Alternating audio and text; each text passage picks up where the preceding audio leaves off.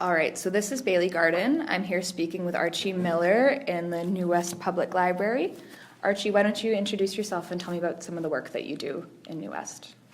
Hello, my name is Archie Miller.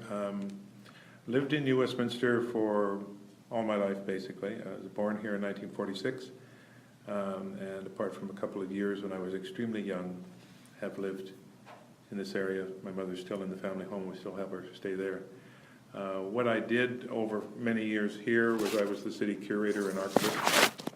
And then what I now do, I left the city's employ in 1999, joined my wife, actually I started just a bit before that, but joined her in a historical research company she was putting together called the Sense of History Research Services. And so we do historical research, writing, working on another book right now. We do a lot of walking tours, tremendous amount of cemetery tours and research. We do a lot of audiovisual programming, slideshows, which are now moving into digital shows. So a lot of that kind of thing, everything from genealogy to house studies to where's Uncle Harry in the cemetery. So that's what we've been doing. We've been doing that now since, I guess, 98. Around 98. And so this is the new thing that we are. So people now know us, and in terms of connections, we continue to be connected, as we'll outline a little bit. We continue to be connected. We write a column in the local paper, the Record, and just lots and lots of things going on all the time. I can imagine. So being born here, was your family from New West originally? Yes, my father was here. My father's family, his father, came out to get a job from Scotland. My grandmother, the other half of that, came with an uncle and aunt, and her out of Scotland, northern Scotland, came out to here, and they were in the fishing industry. Okay. So he came out simply to get a job of some kind, got a job working on the old BCER station, the building downtown, if you're down there, which is now the Salvation Army thrift store. Okay. At 8th and Columbia. That was my grandfather and a bunch of other people as labor jobs before they could get into fishing. Went into that. So then they were in fishing industry forever. One uncle was in fishing, one uncle was in merchant marine. My aunt died early, but she was in the fishing industry. My grandmother was in the fishing industry. My father, in various forms, was in the fishing industry. Wow. So I grew up being close to the water. I can imagine. Until I decided to move the direction of history. If that hadn't happened the way it happened, that saw me go to the museum, then I was destined to go into the fisheries department, federal fisheries department. I was going to go. We were all set for me to go there. I was finishing school as a few, and then an opportunity came up, and I decided to play the opportunity and see what would happen. And I got the job as city curator at Irving House in New Westminster Museum, and that was it. Wow, and you've been doing it ever since? Ever since. So how did you said it sounds like most of your family was in the fishing industry. Obviously, it treated them well then? Yeah, they were very good at it. My father passed away a few years ago, but we got lots of material from him. They worked for BC Packers, they being, when they were with a company, they were with BC Packers working out of Steveston, and then the west coast of Vancouver Island, Tofino, Euclid, places like that, all up and down the coast. My father was one of those people who was a master mariner, a captain. And he could sit with people, and I just talked to a man here just last week who sailed with my father as a little junior guy on a boat, talking about how much he enjoyed sailing with my dad. Dad was one of those people who, if he was sitting at the table, you could come up with something and say, how would you go into this bay? And this could be a little bay somewhere up the coast north of Balakoura. And he would sit here with you and tell you absolutely perfectly how you sail in, where you go, how you approach it, different times of the day, different times of tide, what to do, what not to do, and he would put you in there. Wow. And he could do that. So when he died, I had a number of people who I had come to know over the years who also come in and said, you know, it's a bigger loss than just your father and your contact, because he worked very closely with me on a bunch of things. but it was that kind of information, which now is, I don't know if there's very many people around still. They've got to be 100 years of age if they are, who could do the same thing, and there were a number of them then, and it was fascinating to hear these people sit and talk. It was incredible to hear my father sit with my uncle, who's also an Archie, Right. or was an Archie, and have them sit and chat about where they put the boats, how they did it. Just amazing stuff. So yeah, the industry was good. A little sidebar of that was when they were very close to herring fishery as well as salmon and other. And when they were very involved with herring fishing, and some of the pictures we have of that are amazing. They would be out on the west coast of Vancouver Island. They would go to various places there. They would go to Namu. They would go to places on the coast. And they would get over there, and my father would go along as a little kid. And they would go, because the family would go there for all the fishing season, then they'd come back to New Westminster and pick up the next season. Right. Usually the person they wanted was not my grandfather. They wanted my grandmother. Because my grandmother was considered an expert on what was known as Scotch cure herring, which is a process of preserving the herring, smoking them, and then they last for a long time. You still get Scotch cure out of Scotland. Well, my grandmother was one of these people. So when they would sign them all up, they would say, okay, we want Elizabeth. And by the way, bring your husband along. There'd be a lot of work for him to do too. Drag the old man along. I guess he can come too. He can come too. So, and then Dad as a kid, his memories went right back from being just a toddler as soon as you were okay to walk around, living on the docks, living with the stuff, and just going right through. And I guess I picked up a bit of that when I was younger and continued to work at that, a little bit of that until I made a change and went elsewhere. So. Right. Do you remember going down to the docks or to the boats when you were younger and going to see your father? Yeah, little bits. I remember being on the boats. Like I can talk about when Dad was when he had left the industry, when he had left the fishing industry, and that would have been early 50s. He decided that it would be nicer if he wasn't away as much. He now had one child. Second one, he didn't know it, but a second one would be coming. So that he thought, well, we'll do something to be a little more controlled. And the Federal Fisheries Department, inspection branch, was going to set up a way where they were inspecting the fish product, as opposed to out with the fishing on the water and up the creeks and wherever they were going. Right. So he was the first fisheries officer out here. That was it. And so any products, the things we now all take for granted and stuff, all started back at this time when they started to say, we have to check canned salmon, we should really look at this. It was being checked, but it wasn't being checked thoroughly. So he moved into that. So for a short time, right at that time, when he got into the fisheries department, he was with what was known as the protection branch, which is on patrol boats. Okay. That's when I lose a couple of my years here. We go to Prince Rupert for 2 years. And I can talk for days about stuff that only happened over 2.5, 2 3/4 years. And it obviously had a tremendous impression on me. Because I just go on and on and on about what we did out on the boat, going here, going there, things that I got to do. And remember now, this is grade 2 and 3. All right. So I was 6 when I went into grade 1, so I'm about 7 to 8 to 9. So all of these memories are coming from a real little kid. And I'm remembering where we went, what we did. We spent 2.5 months at Dawson's Landing, which is a tiny little dock on the side of an inlet all by itself. And we spent 2.5 months there on the way to Rupert.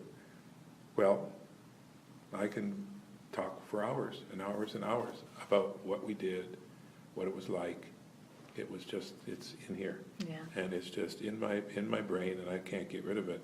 So there's a whole bunch of things that come up all the time. Yeah. So I'm I love being down near a dock. You catch a whiff of gas or diesel. I don't want to stand there and breathe it all day. You catch a little whiff of it. Somebody starts up a crappy little engine on a boat, and you hear the bang, bang, bang, bang, bang, and you get a little puff of blue smoke. Oh, yeah, very nice. It takes you right back. Yeah, and the smells of the waterfront, everything from the creosote to other preservatives on the timbers. The earlier stuff was all creosote and pretty ugly stuff, right. Which is not considering anything by the way we look at it now with environment stuff. But those things didn't count then. But just so many things like that stay Right. with you, sounds, sights, everything. I So can it's all there, yeah. Yeah. You were mentioning your grandmother did smoking. That's what she was known for, Yeah, right? yeah. The curing of the fish. Yeah. You said your aunt was also involved? Was Yeah. that a similar role she had? or- Yeah, she had a similar role to that. Yeah. Margaret, she died early, as unfortunate she did. But she would go along too, and Dad told us that, she would be out there working on this, because this was something, when you look at a lot of this in Scotland early, the men caught the fish, Right. the women put it in barrels with salt, the women gutted it, headed it, the women smoked it, and however they were doing it, and this Scotch cure is some kind of a special process. So they were involved in all this, so when they came out here, that came with them. It's probably generations had done it in Scotland. We're working on family histories right now, and another couple of years we'll be able to tell you more about that. But it's interesting because, she came out to do that and was very good at it. And so, she and her daughter were very good at the whole process. Right. So it was, and you look at the pictures of stuff that you might see from the Gulf of Georgia Cannery, the National Historic Site in Steveston, Right. and you look at some of the photographs and you realize you got lots of workers and you got a lot of Chinese, First Nations and people all working there, but then you see there's a lot of other people working there, and then you'll see a number of the bosses in the white coveralls and stuff. I guess those are women. Those are women. It was an industry that there were a lot of women in, whether they were identified by minorities by today's terms. A lot of them were women, a lot of them were men, but you also have a lot of other people who were prominent in prominent positions who were female. That's interesting. And it is in that industry where you find it. Now, I know when you read a lot of that stuff, there were some tough times and tough controls. Particularly some of the unions didn't like it, because a lot of unions were driven by men. Right. And so then when you started to get women in positions of power, like happens in other things, there's an interesting story there too if you follow some of that. So Yeah, I can imagine. yeah. Was that common at the time? Like you said that there were women in the higher up roles. Yeah. Was that considered strange that your grandmother was a working woman, or was that? No, that it was- wasn't. No, it was just, it was understood Right. that she came with that talent. Yeah. And some of the things that we've been able to find, that we now is the research that Dale and I did. If I drop the name Dale in there, that's my wife. Looking at some of that, they would, if you look at the stuff in Scotland, in England, where they did a lot of this, but Scotland was really well known for this as well, you find that you do have a lot of women Right. in those positions. And when Canada is trying to get people, Canada, when they start bringing people out, if you go right back to Hudson Bay Company, I won't digress too far here, but when you go back to Hudson Bay Company is going to get people for fur trade and other things. But also, where the Hudson Bay Company is starting now to process fish on the Fraser River, they were gathering up salmon and shipping that salmon to Hawaii, then Sandwich Islands, to California, around the world. Right. And then canning will come, but at that point they're putting it in barrels, salting it and shipping it. Yeah. But when they start to do this, they start to realize that a lot of the French Canadians who are out here are not people who have a long history in that. They're really strong with the canoes, the canoe building, the fur trade, things like this. The First Nations know how to catch the fish, but they don't process it that way. They smoke it open. Yeah. Well, you got trouble shipping that the way they would like to ship it. So then they start to go out. They start to go out and bring in workers. And so when they go to get workers, they're going into Great Britain. Right. This place where I've said the family was from northern Scotland. The little town is Wick in Pulteney Town, which is just down the coast in Caithness, northeast. But right at the top of that is a place called Thurso. And we found stories that have it listed that says the Hudson Bay Company ship will be at the dock in Thurso for 2 weeks, starting next week when it arrives. And if you want a job, go along. You can sign up for, I think it was 3-year term, and then they're taking you away. And they'll be taking you to Canada, and you will be involved in all kinds of these industries. They were looking for people who understand how to deal with fish. They were looking for people who were just, the Scots were known to be hardy, so Yeah. get along anywhere. And so they would take them out, and then you would go out on that, and if you were in a position where you wanted to stay on, you could. You could sign up again for another 3-year term, or if you want to go home, you could go home, or you could stay and do what you wanted. So in those terms, a lot of women didn't show up. Because, Right. I mean, you can imagine a woman going along to the dock and saying, I'd like to sail on this boat with 100 men and go to Canada. Go away for 3 years by Go away for 3 myself. years. Yeah, there's probably examples of that. Yeah. But when they started to come out in numbers, and they were coming out to get a much better life, because life was pretty tough over there. We won't get into Scottish history now, but I mean, this was pretty tough for a lot of people. And the industry was a tough industry to be in, and there was thousands and thousands of people wanting to be in the same positions Right. in the fishing industry in Scotland. But then people started to come out and advertise, you know, British Columbia is a lot like Scotland. You can have a boat, you can have a farm. It you can rains a have lot. It rains a lot. It's just like Scotland. Yeah. Not a heck of a lot of snow in a lot of spots, and you can come and get involved in the industry. So they did. It makes sense. I've actually spoken to a few people that have been here for a few generations, and they were Scottish as well. So Saying the same thing. Oh, yeah. So it shows you that it was quite a Yeah. common thing. Yeah. What sorts of people lived and worked along the waterfront when you were growing up? Do you think that that's changed over time? Lived along the waterfront when I was growing up, yeah. Well, I guess the main thing to start with is that we just think of New Westminster's waterfront. Right. So we go everything out to Sapperton where it meets Coquitlam, Right. and then you take everything down to when it becomes Richmond. Right. Yeah. Yeah. We're in the terms of the project, we're defining anything south of Columbia Street as Okay. waterfront. So anything that's Sapperton as Yeah. well? That includes Columbia Street as Yeah. well. Yeah. Yeah. You don't really have very many people who I think we could say lived close to the river. Yeah. Upriver, if we start on the Sapperton end, no, none. Yeah. You come down a little further. I'm now kind of going through the docks with my in my mind. Yeah. No, it's all working dock. It's Yeah. the kind of thing you're not allowed to be there. The closest you could get to it, where someone might say I live right along the dock, was when they used to have. There were some boarding houses and inns and stopover places, you know, really small hotels, but nothing glamorous whatsoever.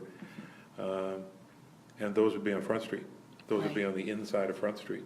Now, you could move up. You said Columbia Street. Yeah, you could move up to there too. But just if you draw your line along Front, most of the buildings that did have back access that would go toward Columbia Street, if they're on Front Street, they're looking right out at all of this stuff.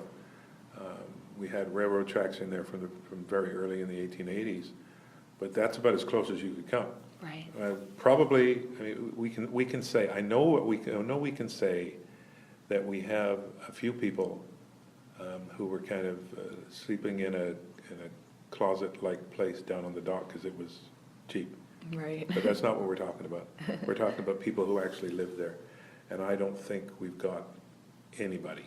Right. Even when we get out to the Queensboro side of things, you would have. I don't know that we had float homes early, but we know we had people living right along the dike, so they're really close. But they would never.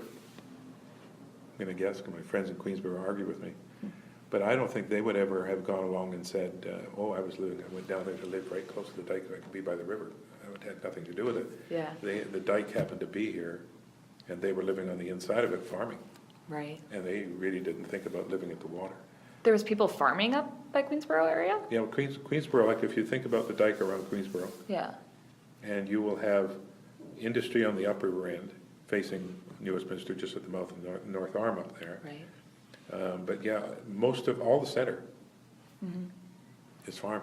Wow. And you got interesting images of troughs, elevated troughs, so they could get water from the Fraser, lift it up, put it in a trough, and run it out across fields.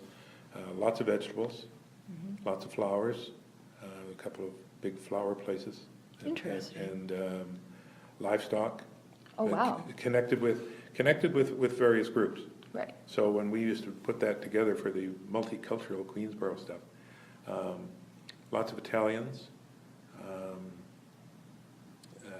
Japanese, Chinese, Scandinavians, They were in there, lots of other people, but in smaller numbers. And then later on, after you got more and more, after the East Indian, to use that as a full term for the whole group, after they start to arrive after, I guess that's 1897, now you start getting them getting involved. So now you have a whole bunch of these people.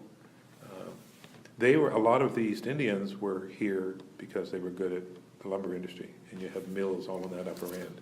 Right. So you will have East Indians, Japanese involved in a number of the mills until we get into some other racist things and we get rid of those people with turbans and that don't look right. Right. And we bring in others, like the whole story of Fraser Mills, Millardville, which is outside of here. Yeah.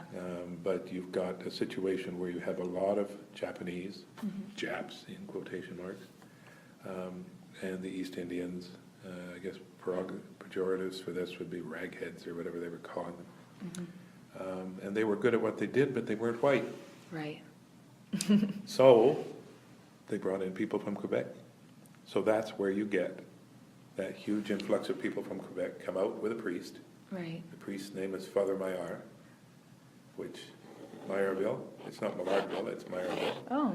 So they arrive, Yeah. and that's when all of a sudden you have your Quebec French population. It kind of Right. appears, they arrive in trains. Was that due to the hate against the Japanese? Was that due to the war, or was that just No, I'm sorry, yeah, we should make sure that really clear. Yeah. This is way back. Wow, so that was just based on they weren't white. It's just, yeah, Yeah. and they were good at their job, but they were very much a dominant force in the job. So you will find that in a number of things. They do use in the fishing industry, but you will have that there. I guess the dates on that, there will be some activity with Ross McLaren Mills, which becomes Fraser Mills, in the 1880s and into the 90s, and then if I remember correctly, I think when you look at the history of all that, I think it's about 1905 to 1909 is when you start to get the changes, and then you get the Quebec population. Right. So it's an interesting part. I mean, it didn't just happen here, it happened in lots of other places. Yeah. I was talking with some people who were following their family history in the Orient, in Asia, and saying that they were in a spot. They were of East Indian upbringing, but they were in this area. And one day, some people came along from the other main population who was not them, Right. and said, "You can't have property anymore. You're not the right color." So he said, "Here we have varieties of colors, determining which color can be in, which color can't be in." Yeah. And as my friend told me, he said, and when we do the studying this, Archie, he said, there's not a white man in the mix. Yeah, it's just different shades. Just but different shades. It makes a difference. So you do have all kinds of people in that area. So Queensboro still has Yeah, it's that still strong multicultural group. I'm sure I've left out some people, but I mean, that's the kind of groups that were there. And anybody wants to, you get a really good idea of seeing that, just graphically in front of you, no stories from someone like me telling you stories and trying to convince you to pay attention to this.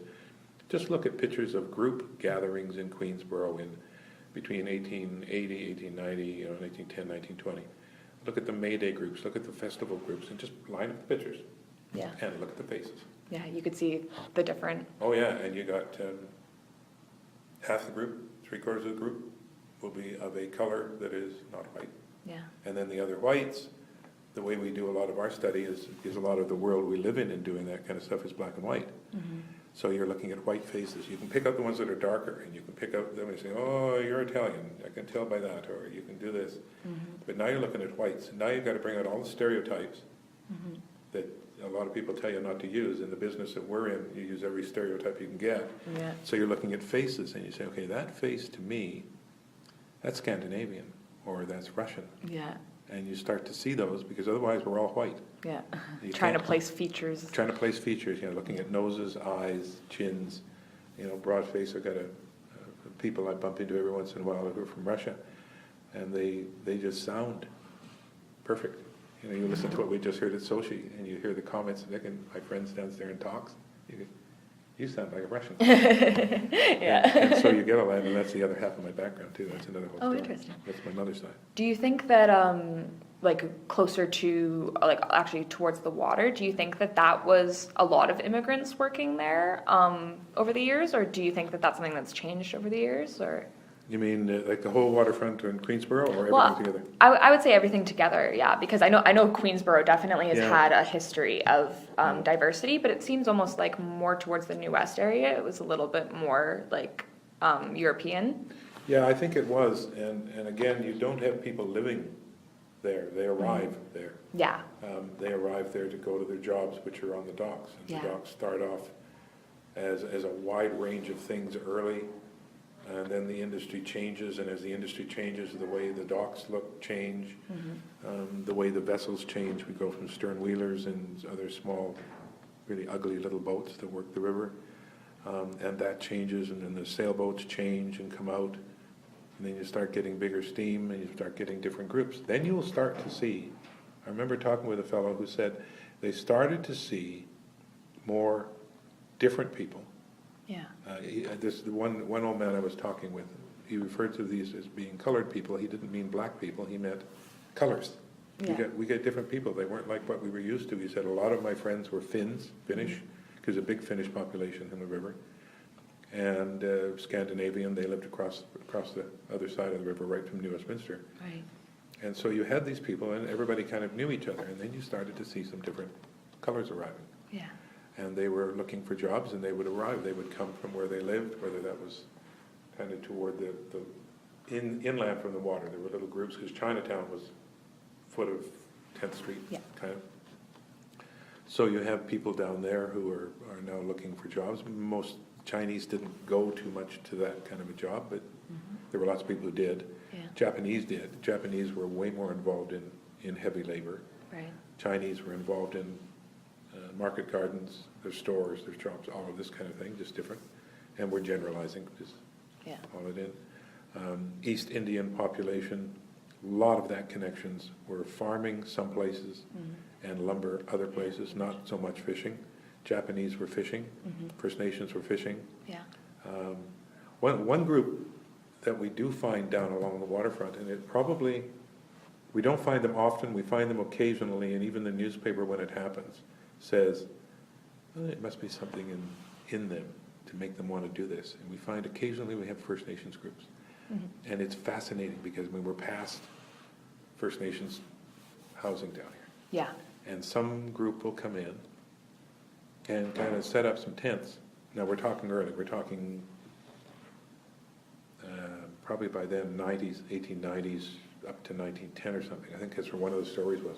Fascinating story, because these people they just kind of set up shop down toward the bottom of 8th Street, put up some tents, and people were going down to kind of see what in heaven's name was going on. And there the women are out, and they've got a fire going, and they're getting prepared some food. Yeah.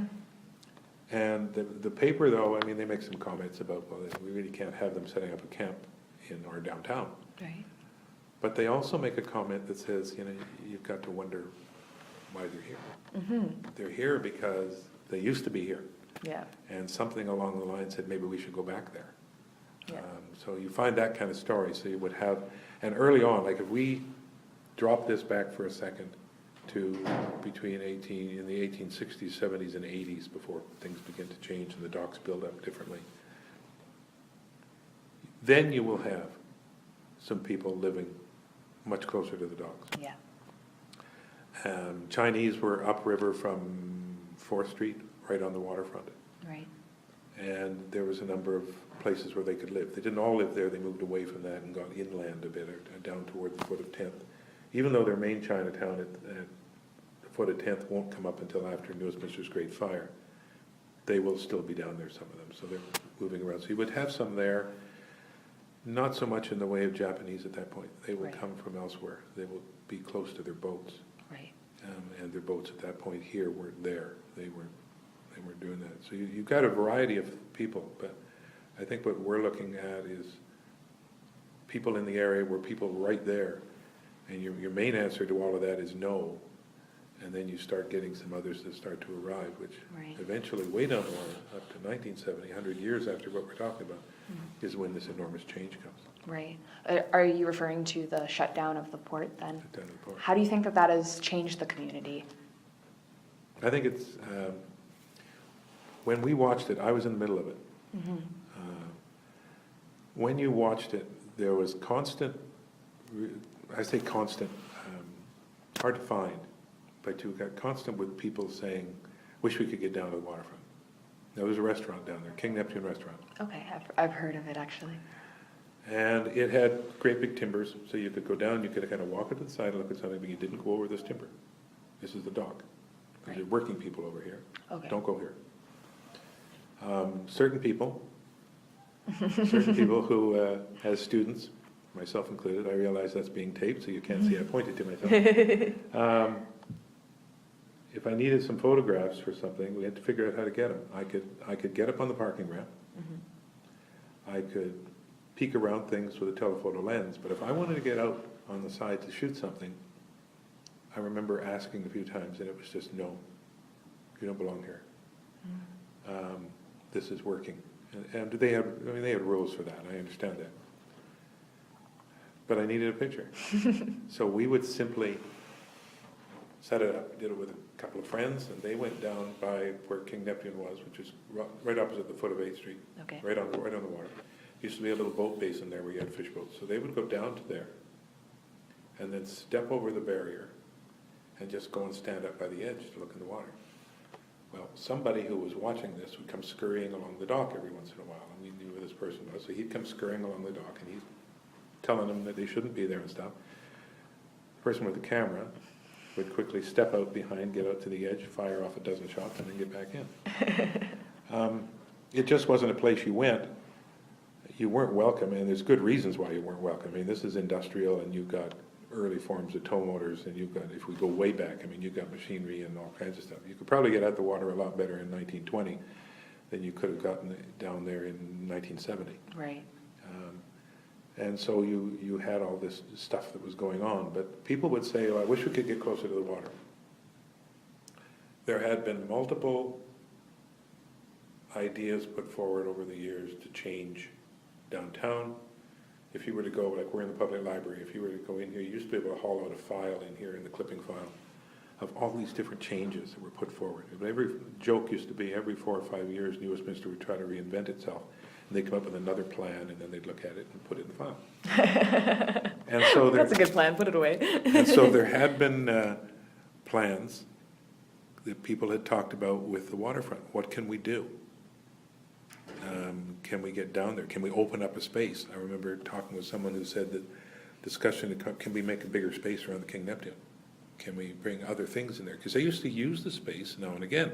When they had a special event and they had some canoes coming in for some kind of festival, or in 1967, 4 guys in a canoe paddled away from here to Montreal, following the route.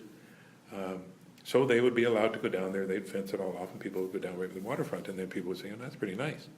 That's a great view. But then industry, Civico's terminals, the mills that were still there, right along to what was then Scott Paper, which is now Kruger, shipbuilding on the Queensboro, they'd come along and say, whoa, someone's going to get killed or injured, and we're going to get sued forever, and we don't want that. So they would say, no, we're not going to do that. So what happens after all these plans is along they come, we may as well go here right now with this, along they come in, I think it's in 1979, we read in the paper that there's going to be a change coming up in however many months they decree it's going to be, and the port at New Westminster will cease to be. It doesn't have to be anymore because the whole process has now changed. The loading and unloading of ships has now changed. We don't have mills now. We don't have a whole bunch of this stuff. We have a garbage truck backing up. That's what that is, folks. So they're not going to do this. It's across the river from us at Fraser Surrey Docks. They've now got Richmond. They're not working on Annacis, so they don't need this. And so you get, in a little while, it's gone. And then I think the other article is what? It's in the early 80s, April or March or something of 1980 that says, gone. It was done by then, like it had changed over? Well, that's when they closed it down. Okay. And then the way that this all plays out, to put it very, very, in very general terms, is that we have had many suggestions about something being done with the waterfront. And then along comes the government at one time, provincial government now, Provincial government arrives and says, we've got other plans for the waterfront. And a bunch of people sit around and say, because I used to hear them, remember, I'm now city curator up to my ears in all this change, and they would say, well, they're talking, not going to happen. Right. And then, this is imaginary, but this is what happens, but it's imaginary. But the government arrives for a meeting with the city people, and we'll imagine the chamber's there and everybody's there, and they take out a great big trunk, and they open the great big trunk, and it's full of money. And they say, take what you need. Take the harbor out, put it back in. We want people down here. We want parks, we want flowers, we want housing, we want multiple heights, we want gardens, we want things. So those people who sat back and said it isn't going to happen had to get on board and hurry, or they were out. And Right. there were people who were out because they didn't move. They didn't think it would happen. Right. And then you end up with what we have. And I think of all the people I've talked to over the years about that, we still do programs every once in a while at the Historical Society where we look at the waterfront. Just in the last couple of months, we had a couple of pictures that we'll have a few more coming up, because Heritage theme for Heritage Month is Heritage Afloat. Okay. So February we had some pictures of this. March we will have some more pictures. And we're showing freighters sitting right where these people live. Yeah. And it just changes. And I haven't had a person yet in whatever that is, 24, 25 years of doing programming and walking tours, walking right there and saying, this is where the mill was. This is where Pacific Coast Terminus was. I've never had a person say, you know, they should have left it. No. Never. Undoubtedly there's somebody, I just haven't bumped into them. But they look at it, they realize that there's been a lot of things with change, and that's part of what this whole project is about. When all these places start up, you go to the river because your rivers are easy transportation, your boats come to your little docks, that gets bigger and bigger and bigger. Someone says we're bringing a railroad in, so the railroad, where's the railroad go? The railroad has to go close to the docks. Now we've got a double barrier. And then if we do some industry, it's going to be close to the docks, and it's going to be close to the railroad, then the industry all goes here, and pretty soon you got a barrier. So all around the world, right now, there are towns saying, we don't have to be here. We can now have terminals like Fraser, Surrey, and every other place we can think of. And so the world changed. So I think it made it a much better place. Yeah. I know people lost jobs here, but again, I've talked with lots of people who say, yeah, I lost my job here, but I got a much better job elsewhere. There you go. Yeah, one fellow said he had a job here, and he figured he was through. And then a couple of other buddies said, well, we're hearing that there's changes in what they're going to do and the extent of what they're going to do across the river. So they went over and to see what was going on. And the guy said, well, if you got more guys, go talk to them. So the unions were around, other people were around, and they were just being part of the process, and we're very happy. Yeah. One of the little sidelights with that, though, are people who worked on the waterfront, who I bumped into a number of them who have lived on the waterfront then, came back and lived on the waterfront where they worked. All but one loved it. Yeah. And the one fellow, he came down, he could not relax. Yeah. So I bumped into him one day. He had been on a tour, and we had talked about stuff. And I said, well, where are you living now? You were along here. And he said, no, not anymore. So I said, well, you had a great spot. You were early. And he said, yeah, I was. But we now live up the hill on whatever, Edinburgh Street. So Right. I could not relax going to live where I worked for 35 years or something. I just couldn't do it. I guess. It was just, I'd look out my window and I was seeing freighters and workers, and I was loading ships. And he said, I couldn't do this. And I said, you still come down here? He said, oh, my wife and I come down all the time. But he couldn't live there. That's too funny. Yeah, that was a good story, but everybody else kind of says, oh, it's really neat. Yeah. People arrive and we walk them along the dock and go, Uncle or Grandpa worked right here, and he went over here, and Yeah. this is where Grandpa broke his ankle, and things like this. So you have lots of good stuff. Yeah, definitely. That's interesting. I had spoken with a few people that are doing that, just as you said, living on the waterfront, but they had worked along the waterfront. And it is interesting to see. Most of the ones I spoke to think it looks quite nice. Yeah. And enjoy walking along the boardwalk and everything like that. Yeah, and you have that really really nice connection with what they have. I mean, it's such a nice spot. Yeah. They love there's things they would like to have a little more of or stuff, but it's just so different. And when you take it right back to the beginning, it is all decisions. We've done a couple of programs over the last few years on this, because last fall was the 100th anniversary of the official port. Okay. The port had been here since New Westminster was selected in 1859, but in 1913 it was made official, and that's where you get the first, then it would be New Westminster Harbour Commission. Right. So New Westminster Harbour Commission becomes Fraser River Harbour Commission, becomes Fraser River Port Authority, becomes Vancouver, what was it? I think it's Vancouver Port Authority. Yeah, Vancouver Port Authority. So you get all those changes come together, so you have all those things link, and you have people realizing that we don't need to have that there. It could have been very different. It could have been very different at the very beginning, and they could have said, no, we'll put all the docks over here, and we'll have public docks here, and we won't have the industry. That would have even been very different too. if Yeah, it was yeah. And public you don't use. find very many examples of that.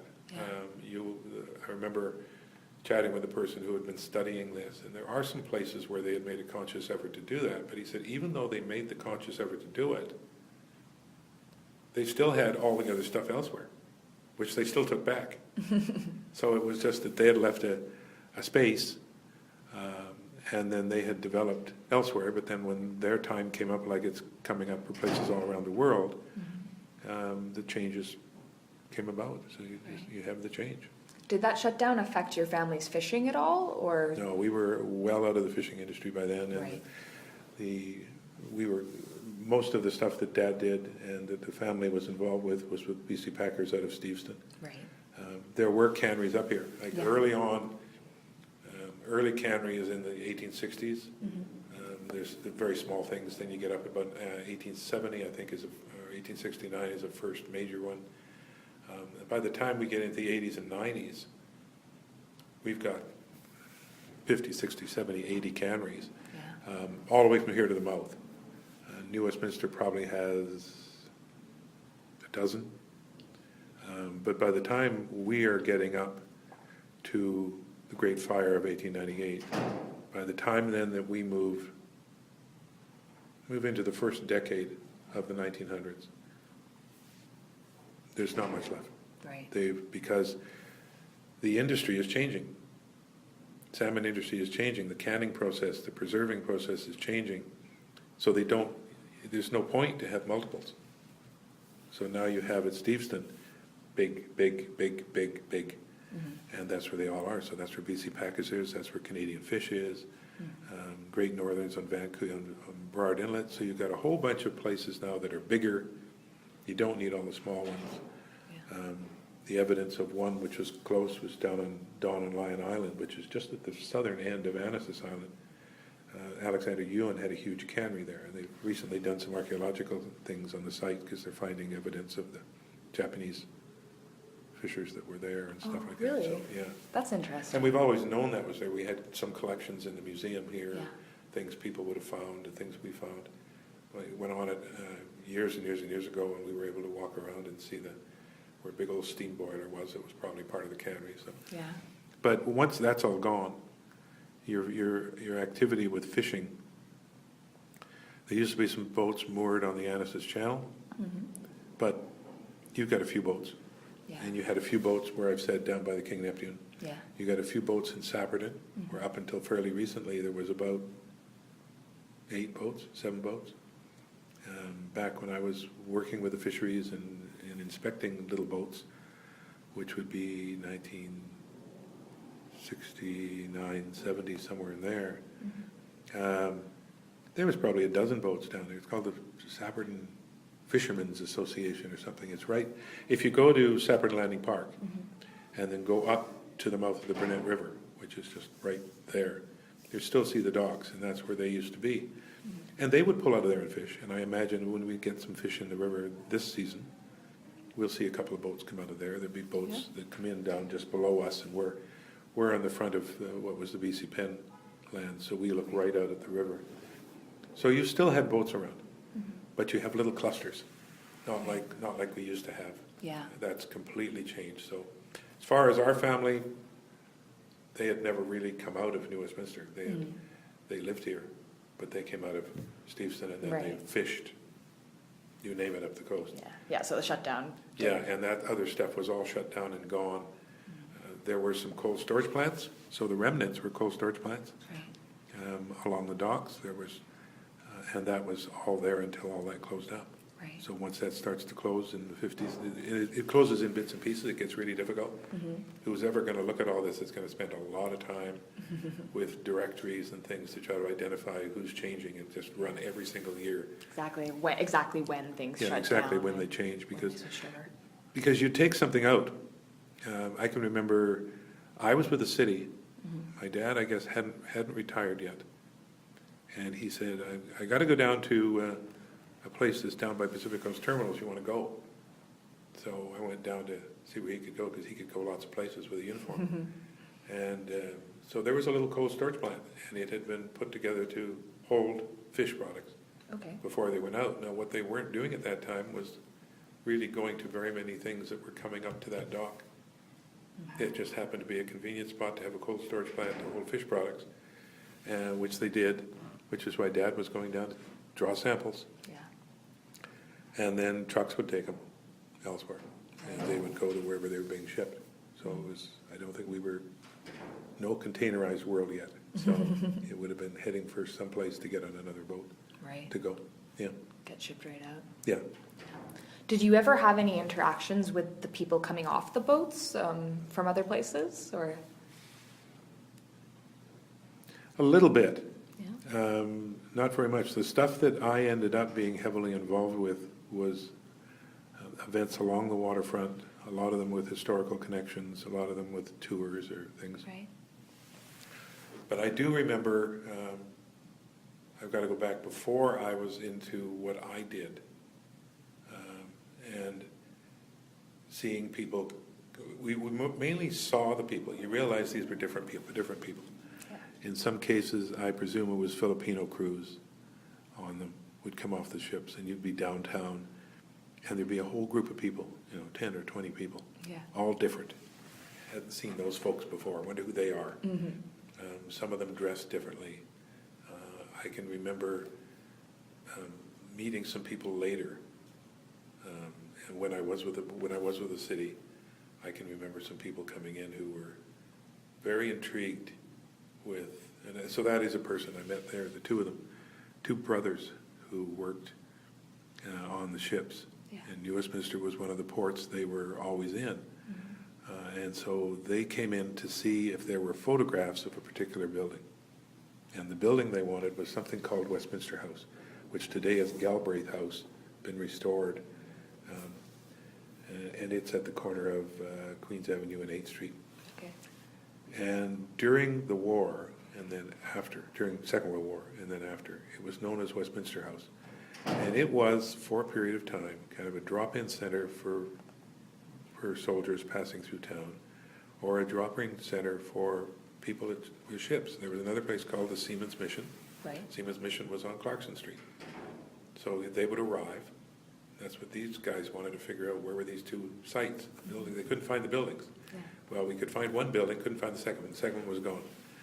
But they would come in, and instead of just being on the boat, they would go up there where they could have a cigarette, and I think some of them had a beer or coffee, if I'm not sure whether they always had alcohol or not. But they would go and meet guys and say, "Now, where are you from?" And so they would be there. So these two guys were really intrigued. They had wandered all over the city, and they were not seeing anything that really rang any bells with them at all, because he said, "No, we weren't." I said, I remember saying to one of them, when you came in and got off the boat, were you interested in anything touristy? And he said, "No." And he said, "We weren't after women either." So I said, "All right." He said, "No, some of our guys were." And there was plenty of action should you want it. Lots of alcohol, lots of women. But he said, we would go, and there was a couple of nice groups. He said, very nice ladies would come down to a couple of the halls, and they would go and they'd have a dance. And he said there was nothing untoward about any of it. You could go elsewhere if you wanted the untoward.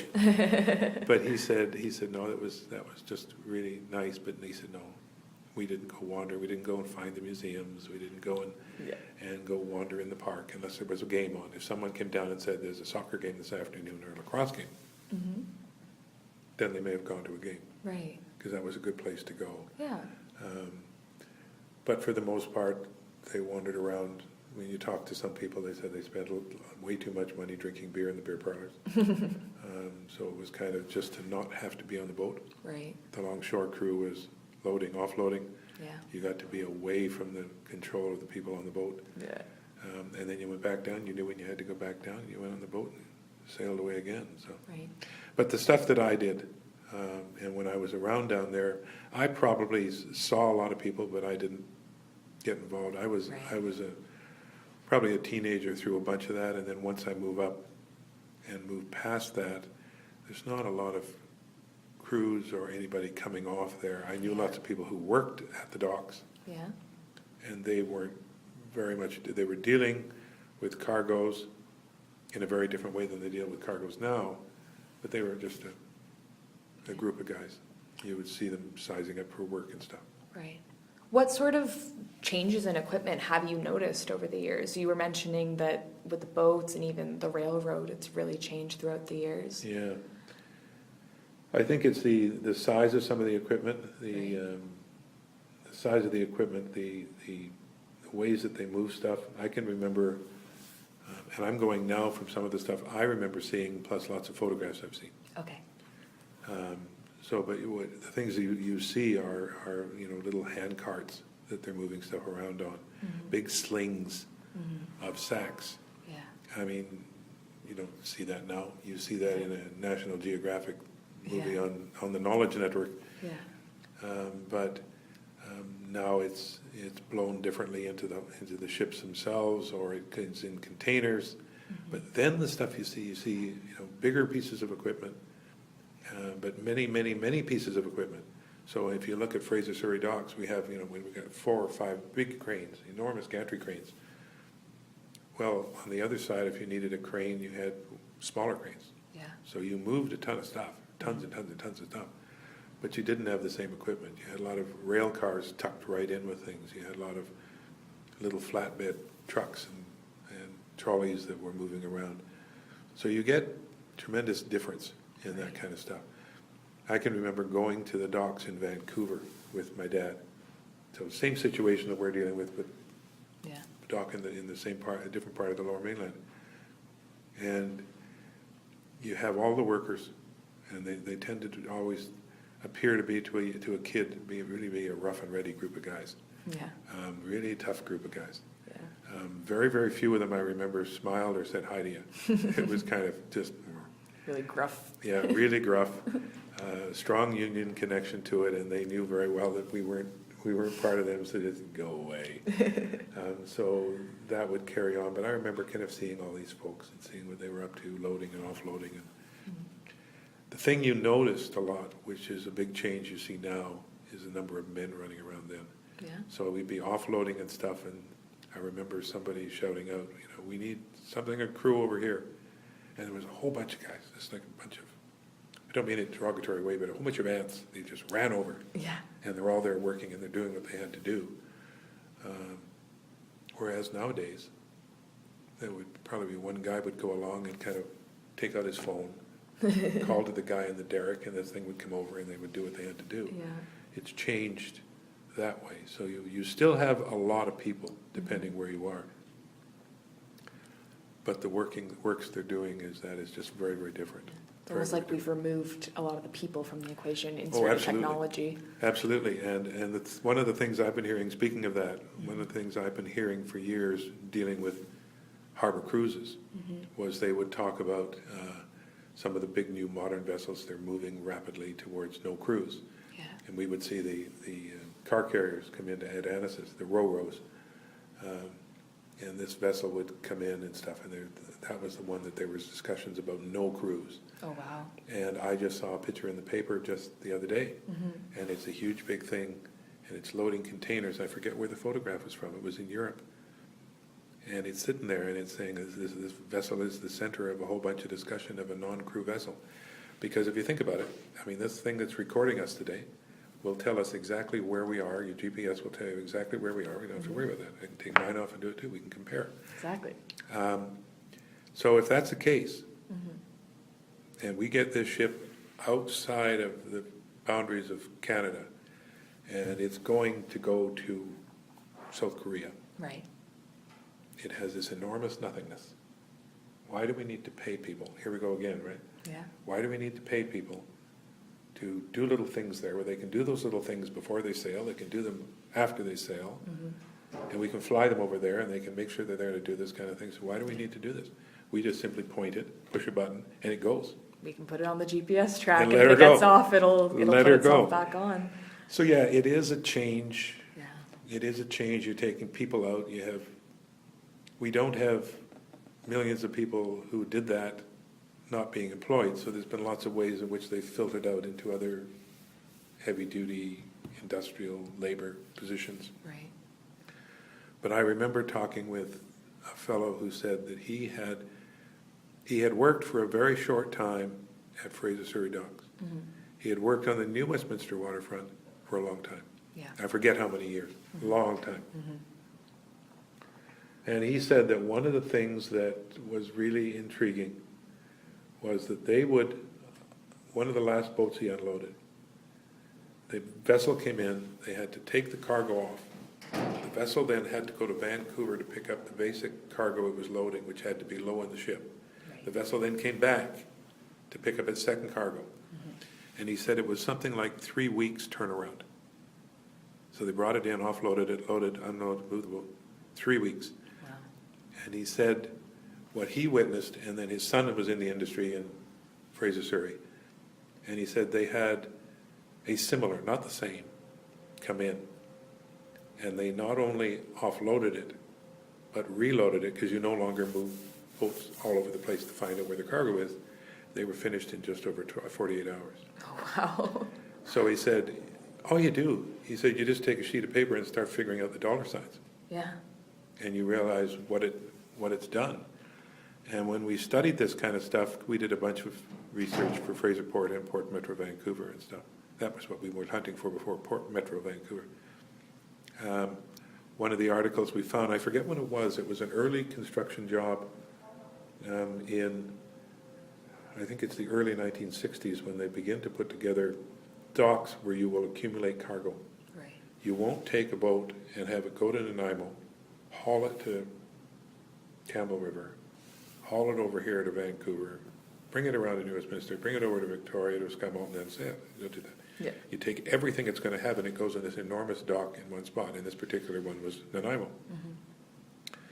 And in this description, this person makes it very clear. He said, it's going to be, as this changes, it's going to be like going to the supermarket.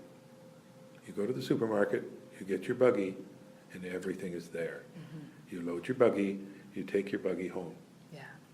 And that's what's got to happen, because otherwise it's just dollar signs, dollar signs, dollar signs, dollar signs. It's true. And so it changed rapidly. Absolutely. Yeah. All right. So do you think that Westminster is a relatively close-knit community, or has that maybe been something that's changed or stayed the same over the years? You know, it's still a close-knit community, Yeah. strongly close-knit community, always has been. It has changed drastically since the dates we're talking about, Yeah. but now it's close-knit for that. Yeah. And it's tied it all up. So when people come to New Westminster, and this appears to be similar stuff right now as it used to be when I was working as city curator, is people would come into town and they were interested in the town because they liked the fact that it was a small town in this big place. But it still had this small town feel. So you still have people arrive. You still have people come in to be part of the community, to come and live here. And it's because it's got this tight feeling to it. I mean, a lot of the people that if you read the stuff on Twitter and the stuff on Facebook talking about the city and that, some of those people are people who've been around for decades, not all. Yeah. And they're talking like old timers. They know the city, They don't like what's happening in some spots, but they're new, but it's their city. Right. So it always has been really tight, which is what was interesting when that huge change on the waterfront came. You knew it was going to attract a whole bunch of other folks.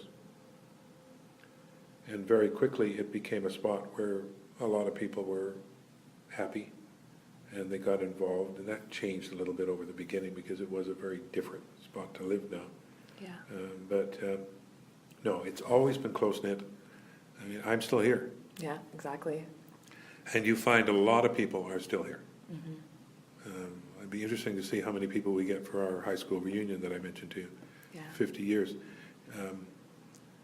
There's still a lot of people around, but you still have people who, like one of the districts is Sapperton. We've already mentioned Queensboro. Yeah. These are on either end. They were always isolated. Right. Always. Queensboro had the river away. We had the insane asylum and the penitentiary. Yeah. And we were way off over here in Sapperton. That's where I'm from. Okay. So you have those sort of things. So we always got along really, really well with the Queensboro kids, and the Queensboro kids got along really well with us. A lot of the people in the middle were kind of, kind of noses in the air. People would always joke. You still will find it. You'll still find somebody will make a comment about the Queens Park neighborhood and its big old houses, Yeah. and someone will write something on Facebook or Twitter or in the paper and say, well, that's just typical Queens Park. Like that it's the ritzy part of town or something? Yeah. There's other places have big houses too, but it's just, well, that's what they've always been like. That's funny. And you got stories that I can look back on from, let's just say 1920s. And you got stories back in there where when we know this is true, so I mean, you can make up lots of stuff too, but we know this is true, where they have a situation where Sapperton needed some things done. Let's say we needed a couple of sidewalks. Yeah. And it would go to council, and council would decide, no, we don't have any money for that. Yeah. No, really sorry, Sapperton, but you can't have a sidewalk. Mm-hmm. And then they'd spend the same amount of money on trees in Queens Park. And we know that kind of thing. And you still find that. You will still find it. You hear arguments about Queensboro. Mm-hmm. They will say, well, how many decades have they been promising this? and of course, city councils of today kind of cover their heads and say, oh dear, oh dear, oh dear. Mm-hmm.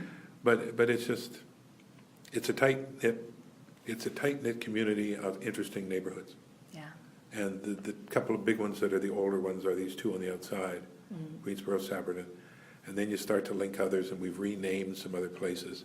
So they all, a number of them hold their own little events. 12th Street has their own little event, and the West End will do things on their own and things like this. So you've got that, but they're all tight with their own area, but tight within the community. Right. So you will find it. Yeah. You were mentioning that you've been a part of some events along the waterfront, Yeah. Probably through your historical research and stuff Yeah. like that. What sort of events were they? I made myself a short list, and we can just, I will quickly go through it, and then we can just pick up whatever you hear that sounds Absolutely. good. Just a couple of things, this long list here, multiple pages. Go for it. No. One of the things that was there was we brought in the Samson 5. Right. The Samson 5 retired in 1990, and so we brought the Samson in. We got it, did I say 1990? 1980. 1980. Mm-hmm. And we bought it, and a lot of people joke that we won the thing, but in winning it, the people who didn't get it actually won it, and we lost. And you'll find some members of council on that over the years have said, oh, why did we do this? So we brought the Samson in, and there's a whole story about the places we moved it around and what we did with it and how we get it to be where it is. I've been involved with, and a bunch of this will be, I'll just mention this now, and if you want other detail, you can pick on. Is some of this is when I'm with the city, and that obviously is. Yeah. And others are some with the city, some separate, some private, Right. and then carries on. So, Okay. so there's the Samson 5. There's tours for port facilities, tours, the harbor cruises, the vessel that's still there, the Native. We do a lot of things with them. Got another one planned with a tour group out of the interior in September. Lots and lots of things with that. Tours for Fraser Port, tours for Port Metro Vancouver. When they have Riverfest in September, they still link the tours. We still work on that. We were at as the interim executive directors of the Fraser River Discovery Center for a year and a bit while we closed it down, packed everything up, and then they rebuilt it, and then we brought everything back in again and stuff like this. So the Discovery Center that's down there was something where I had worked. Lots of material when the casino boat was there, the Royal City Star. We provided a lot of historical background material for them, a lot of ideas for how they would interpret their site. It just goes slightly to one side on that one right there. I don't know if you're aware of it, but the building that is the Discovery Center right now was the entranceway, not quite the same, basic configuration, but slightly different building. It was the entranceway to the casino boat. Oh, okay. Because on the outside of that building, the Discovery Center, Right. there's this great big ramp. Yeah. And it sits up here. Well, that went up on the upper deck of the vessel. Right. So you entered over here where now it's inside was an escalator. Now it's inside the building, then it was outside. Right. So you got on the escalator, you went up the escalator, which took you to the top floor. You had historical photos along. We provided the information, got that done for them. Right. And then you went in, you went through security, and you went on the boat. Right. And then the idea was when they left, we, the Discovery Center, got to rebuild that building, enclose the whole thing, and what was just a little interpretive center on the lower floor, we now took over the whole thing. So Right. that's where that comes from. Right. So Royal City Star, we were dealing with that on the other side, so I guess we worked for whatever it was, BC Lotteries for a little while doing information. Fraser Fest was something that I was involved with starting. There was a group of us met one day and thought it sounded like an interesting thing to do. It didn't happen last year. It just wasn't the way it had been. And it had moved in its river context, strongly river context, it moved to September. So it's now Riverfest. Okay. So when you find it, it's Riverfest, and it's being organized with the Discovery Center and others doing that. But it started off in July, middle of July, and I guess we did it for 20 years or so, but it was losing the river attraction. As it got more and more people involved for just, well, we got an event, let's get it going, and we'll have lots of music, we'll have a beer garden, and we'll do this. What got lost in there was this is Fraser Fest. So we need Fraser River things. But a lot of change came about, and they really didn't think, well, yeah, but if we have the Rivershed people, and we have the Sturgeon people, and it's not very exciting. So then they would have little sale things, and we always pick on, I don't mean to pick on this, but we always pick on the Tupperware lady. The Tupperware lady would bring her display. I mean, it's wonderful material, my house is full of it. But it became something it wasn't. So they closed that one down. Yeah. I would be a bit surprised it comes back with a more focus on the river, but it moved to Riverfest. Right. So that one. The market that's now there, Right. The river market. the river market, it went in, it appears back at the time of Expo 86. Okay. And when it comes in at that time, it becomes this real nice focal point, and we were involved with information. We helped them with some tours. We've done a lot of tours on the waterfront, and just to help them with things that went in there. I put a display in there, put a large display in there. We had a couple of other displays down there. We put a canoe in there. We had a canoe at the museum for that group in 1967 that paddled to Montreal. And so we put the canoe down there. The canoe is now in storage. It's museum property, and it's in storage. It's not down at the waterfront anymore. But we put it in, we put displays underneath it, we put a bunch of stuff. So that was one that we were definitely involved with. Yeah. And then things where we had events. I've already mentioned Fraser Fest. There was Eastward Ho. We had a big event on the anniversary of that canoe thing was Eastward Ho. Oh, okay. Eastward Ho. That's what. Eastward Ho. All right. What year did you say that occurred in? It occurred in 67. Our 67. thing would have been, I presume we were, it's either 25 years or 30 years. So it's 97 or 92, I suppose. I could check that. There is a site, a YouTube site, in which a colleague of mine who we actually shot that together. We did a lot of television stuff for years and years and years. And it's a YouTube thing that you can actually see the half-hour Eastward Ho video that we did. Great. Then we had Samson 5. We had tons of things that went on during Expo 86, Right. with things going on here. They wanted the Samson 5 Okay. in the Marine Plaza. And they wanted the Samson 5. Originally, there was a comment that could we have the Samson 5 for the Marine Plaza? And we said no, because we said it's our primary big piece, and if you have our piece, we don't have a piece. So then they said, okay, they understood that. So then they said, well, can you bring it over for our Marine Special Week? Right. We debated that for a while, decided no, because it would change everything we had, so we didn't take it over there. But they were fine, they understood that, and the nice thing about Expo 86, you're way too young, but Expo 86, the SkyTrain line was kind of put in as part of Expo 86, Right. that one you ride up through Central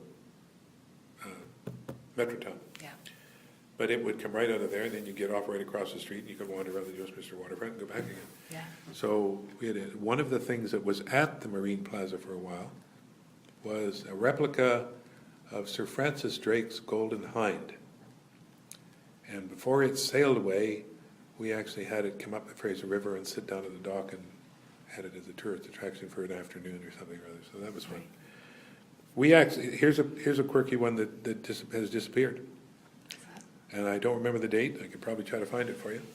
We had an Oolican Festival. Oh, yeah. We had an Oolican Festival. Really? I think we had it for a couple of years. We actually had things where we had the restaurants cook Oolicans in different ways. I had the dubious honor of being one of the tasters. Yeah.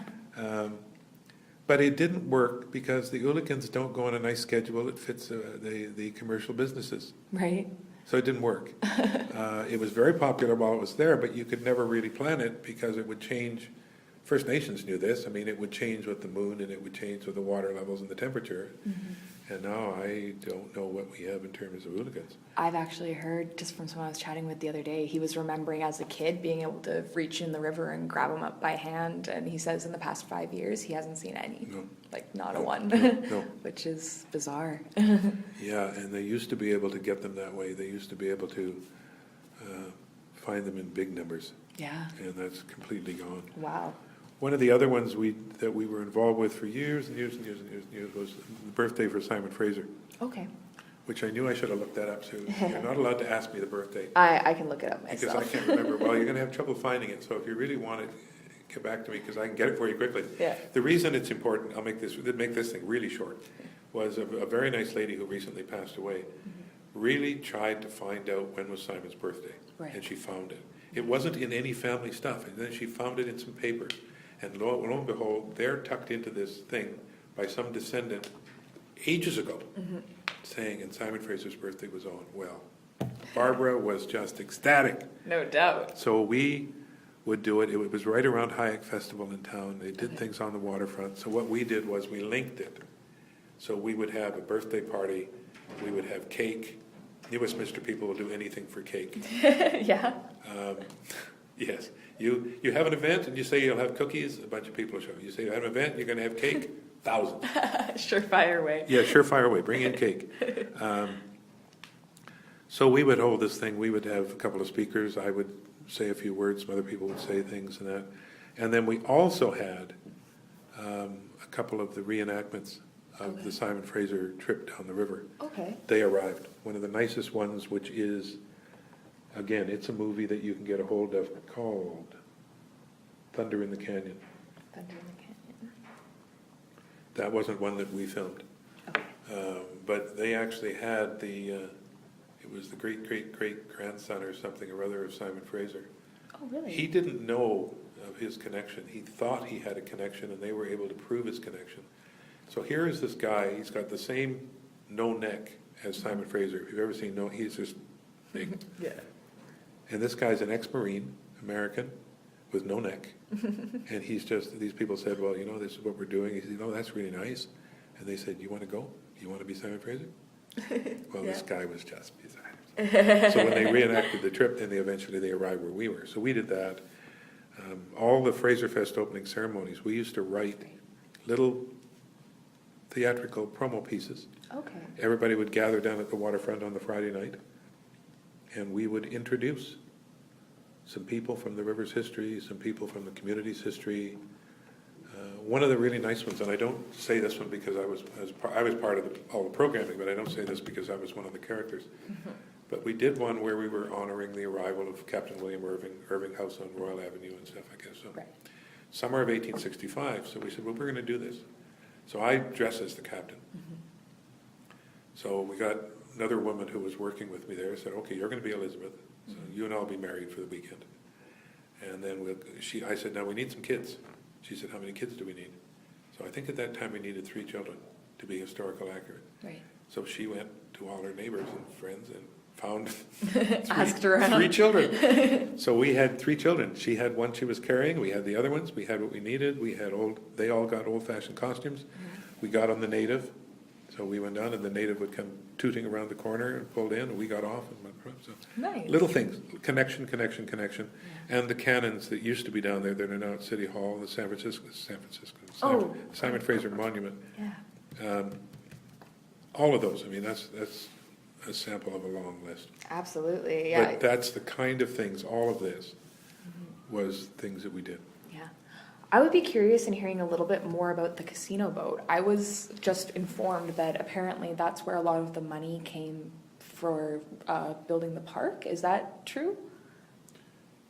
Yeah, well, the park on the waterfront. Yeah, the park on the waterfront. Yeah, it's part of, I forget what they call it. It's the money, when casinos come in, when lottery organizations, gambling organizations, or however we're doing that, come in, yeah, they put money into the communities. Right. And I forget what the term is. Yeah. If you want that, send me an email, remind me, because Dale will know all that. But it's a term that they have to put this forward. So they put forward a bunch of the money was for that. A bunch of the money also had to be spent on the new Anvil Center that they're now building. Right. So yeah, that is money that comes from part of that. They were going to have, they weren't sure about a shore facility. Then they decided they would have a boat.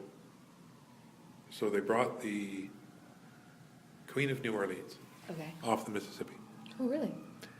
And they brought it out of the Mississippi.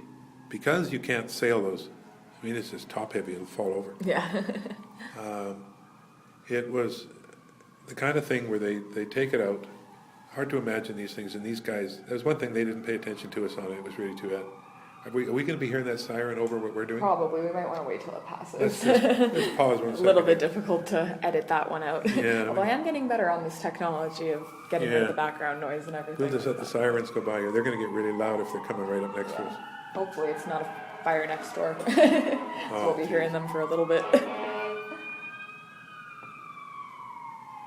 Perfect. I was hoping I'd have one of these too. Oh, there you go. Check the time while we're here. We okay there? Yeah, we're doing. How long does that record? It will keep going as long as we chat. Oh, jeez. Yeah. Okay. Okay. So yeah, speaking of the casino boat. Speaking of the casino boat. So they got the Spirit of New Orleans, or the Queen of New Orleans. Right. They take the boat. They take it out of the harbor and down the Mississippi, wherever the place was. I forget which place they came out of. They take an enormous barge kind of thing, and they sink it. They float this great big boat on top of it. They pump the water out. It sits way up in the air. Bring it through the Panama Canal and bring it over here, because otherwise it would never make it. Yeah. When they got it here, out in English Bay, they took it. You sink the bottom one, you float the top one off, and away you go.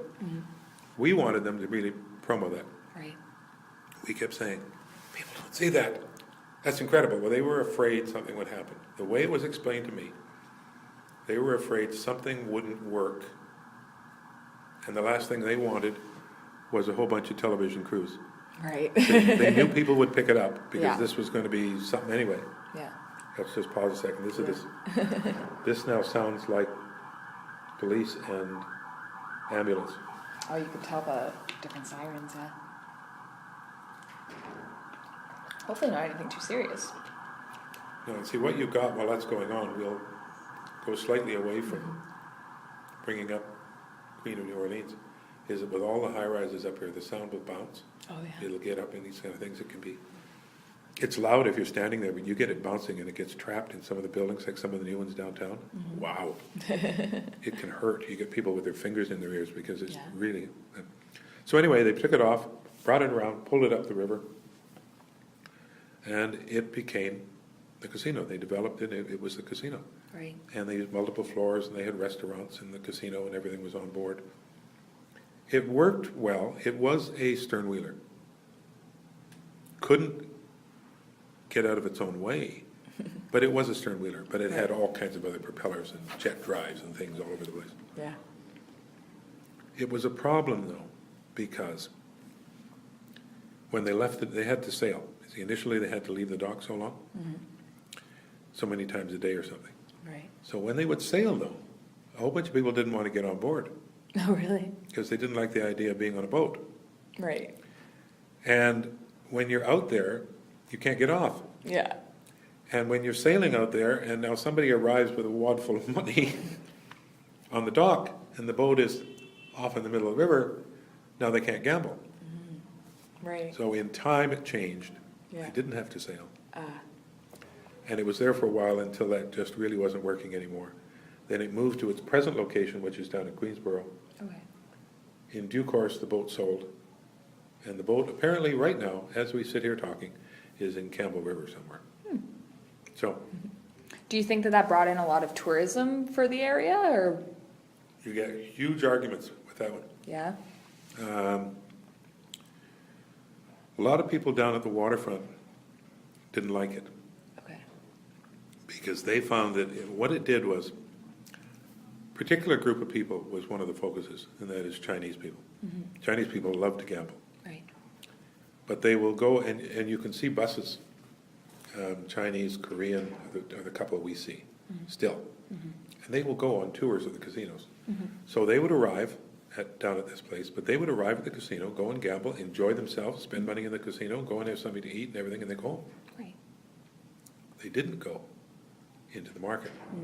They didn't spend any other time. So they had a lot of people arriving, but not doing anything here. So they didn't spend time on the shore. Right.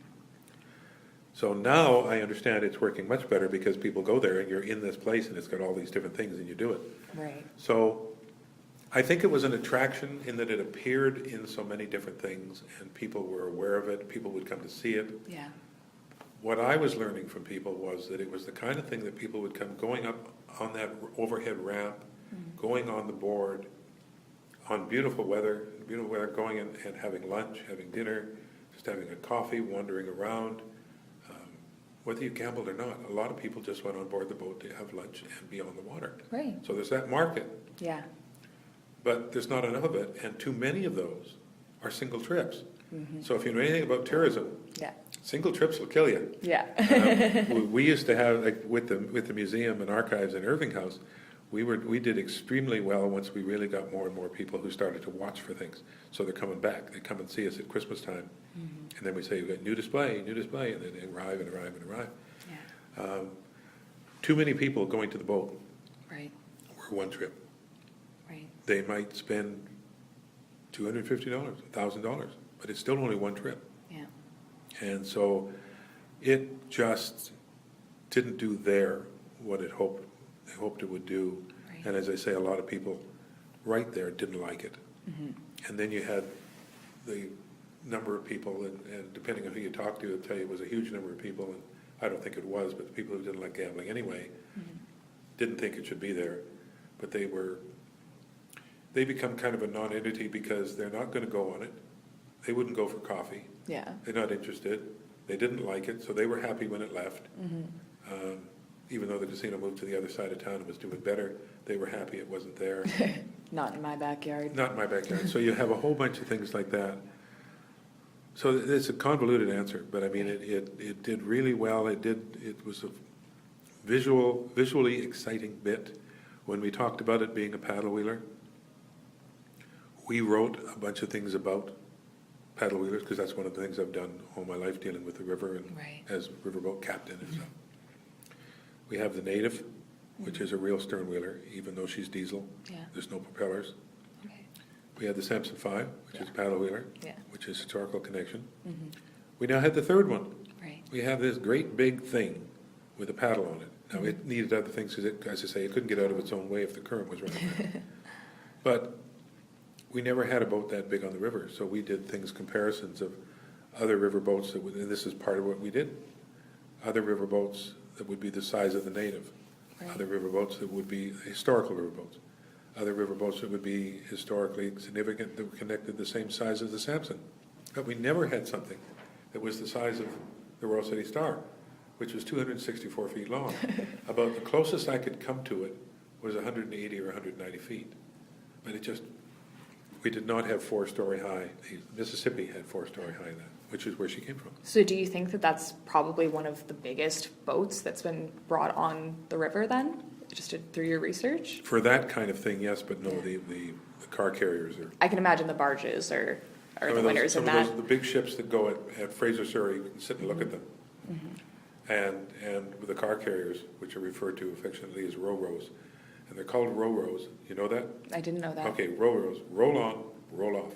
Oh. They drive them on, Right. they drive them off, so they're nicknamed row-rows. Oh, okay. And the longshoring crew, there's a specific crew. Yeah. They drive them on, drive them off. Yeah. They're enormous. Yeah. Absolutely ginormous things. Tell you a little story about that one. Oh, our timing's good. We were down there doing something else. It was, I forget when it was. I think it was coming up to something around Fraser Fest. And it was a nice day. It wasn't a really warm day as I remember. And a car carrier was coming up. Right. That was really good. I had my camera, I'll take a picture of the car carrier. And I realized that the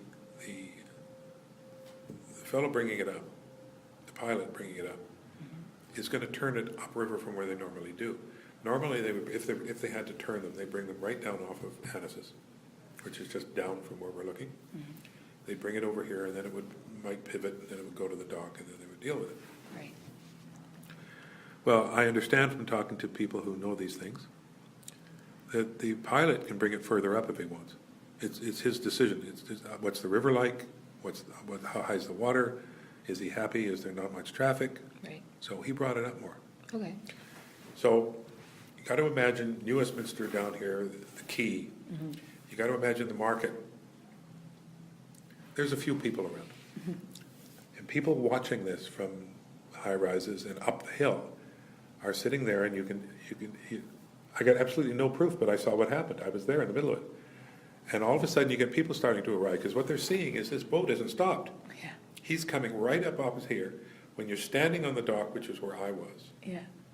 you can't see Surrey anymore. There's this enormous thing. It was one of the orange ones, orange and green, I think. And there it sits, and you can't see Surrey for this orange wall. Before we knew what was going on, the person who was with me said, "Look at all the people." All of a sudden, we've got, I don't know, 1,000 or 2,000 people, tons of people with cameras. They're all down there, click, click, click, click, click, having lots of fun. We had film then. And they're watching this thing, and then he gets all turned around and everything, and he goes back down and goes to the dock like this, and then you look around, and there's my friend and I and 6 people. So in terms of tourism, we kept saying, can we get him to do that? Really? Yeah. Can we do that more often? And the guy I was talking with who knows these things said, well, you could, but that's a last minute call. He's not going to plan to bring it up. Yeah. But I mean, that's the kind of thing. They're enormous. Yeah. And it's one of the great interests right now that you hear people sniping at potential of getting rid of the tunnel. That would open up the possibility of some of the other bigger ships for the port to come upriver, where they Right. can't go over the tunnel. Right. So you're coming up. But I mean, the Alex Fraser Bridge was built to take a great big boat to smash into it. The piers are built to take a hit. Yeah. And bounce off. I don't want to witness that. So you have this Royal City Star was not huge. But Right. in terms of historical type vessels, paddle wheelers and stuff, it was way too big. Yeah. But in terms of the other boats we see across the river and the car carriers, she's less than half the size, Yeah. third of the size or something. Yeah. Just looks like a little baby next to them. Yeah, they do. Yeah. Could you tell me a little bit more about bringing the Samson up? Yeah, the Samson had worked on the river all her life. Yeah. In 1980, the federal government decided to retire it. Okay. main reason for that was she was still burning oil. She was still burning bunker B or bunker C oil, which is thick black crud. And they decided, in their wisdom, they decided, first of all, they didn't need the boat anymore. Yeah. The Samson is a snag puller. Okay. Pulls deadheads out of the water. Works on the marker buoys. Fishing boat would get into trouble, they'd go out and help. It was this kind of thing. Flat bottom, stern wheeler, real stern wheeler, steam boiler, burning bunker B and stuff, not burning timber and coal anymore. Samson 5, of course, is the fifth of 5. First one is in the 1880s, then we run right up to this one. This one was built in 1937. 1937. And then she had a fire, I forget exactly where, but if you look her up, you'll see it. If you go to their website, it's got all the stuff. I think it's in the 50s, she has a fire. They scuttle it, they sink it to put the fire out, then they rebuild it, and they alter the upper deck a little bit when they rebuild, and then the Samson goes on until 1980. We, the city, heard that she was going to be retired, and she had been out of here for most of her life, as had all the Samsons. A couple of other people would have liked it, I understand. I think, from what I've heard, I never talked to anybody about it, but from what I heard, Mission was interested, because she used to sail to Mission. Ladner was interested, Steveston was interested. And that's hearsay, but I wouldn't doubt it. Yeah. Anyway, New Westminster put together the case, which we supplied information on, that she sat down there. And if you think about the waterfront, if you put yourself, you know where Simon Fraser's monument is down there? Yeah. Okay, stand behind Simon and look at the river. And off your right hand, you've got the Samson 5 sitting here, and the native. You don't have to go very far off your right hand, a little further, was where the Samson sat for most of her working life. The SS Essington sat there as well, and other government vessels. That was the government public works docks in an earlier lifetime, which was one of these things that people went to all the time. Yeah. So we put it in, and we got it. And they brought it to us. I forget where it was when they brought it to us. We got a bunch of work done on it to make sure it was going to be good. A lot of the early discussion was that the city thought, and I remember there was a couple of groups, I forget which group it was, actually were considering changing the vessel into a cruise boat. Okay. And then when they began to explore the possibilities, they realized that to do that, they couldn't carry passengers the way it was. They were going to change the windows, change the doors. They couldn't operate with the same steam machinery unless they completely enclosed it, which meant the entire bottom had to be. So you were taking away all aspects of a heritage vessel to make something that cruised. Yeah. It was going to cost you way more money, so they decided not to do that. And then basically the thing was said, well, you're a city curator, do something with it. Well, it was easy because a lot of people wanted to, I mean, the boilers are what people wanted to see, the huge rocker arms, people wanted to see these huge big things that turned the paddle. They wanted to go up and stand by the wheel. So we spent a lot of time working with it. We ultimately put a whole bunch of displays on the walls, photo panels of everything we could think of. Yeah. And it worked very well, and it was used extensively. It still will open for tours and stuff. Have you been on it? I haven't myself, but Okay. I walked past it. Really neat things. So we did a lot of things. It was in 2 or 3 different places. When people see how we had to load and offload it, I mean, it was just terrible. We were actually upriver. We weren't where it is now, of course, because none of that was there until they changed the waterfront. Right. So we're upriver against the dock, but that means we rise and fall on a stationary dock with a ramp. So our ramp actually went on the top deck, bolted to the top deck. Oh, yeah? And to get on board, we were allowed to do it because they checked, but we had to have someone who would go over, go down the staircase, go down a ladder, get on the boat, go in, get up, come up to the top, and then take this great big crank and lower the ramp onto the dock. So when we would hire people, that's what you had to be able to do. Male or female, you had to be able to do that. For a while, I don't remember the woman's name, we actually had, they said, well, we've hired a woman to do it. And I said, fine. Can't she do that properly? Yeah. she's better than all the guys we've had. And she would just stand there and take this thing and lower it. So that's where it was from. It was terrible. Yeah. We had different ramps on it. It wasn't good. Then we moved downstream a little bit, and then when all the waterfront was going to be changed, we now went into an ideal situation where the vessel went up and down, but the ramp was always on the foredeck. Yeah. So the ramp always just went, so you never had any of that stuff. So you just opened the fence. So that's how we got it. That's how we got it, and it's been there all this time. The city is, every once in a while, the city debates, should we keep it? We're spending a lot of money on it. Right. It sank at one point. I'm probably one of those curators that can have in my resume that I had a museum of mine sink. Yeah, I heard about that. Yeah. I heard someone came in to go to work one day and it was just a sunk, like they came to open it and it wasn't there. Yeah, and it was taken away that day. We had a couple of neat things, though, just to add to that. I was out doing something else that day. I was with my assistant, and we were doing something, and she said, I just heard on the radio, the Samson sunk.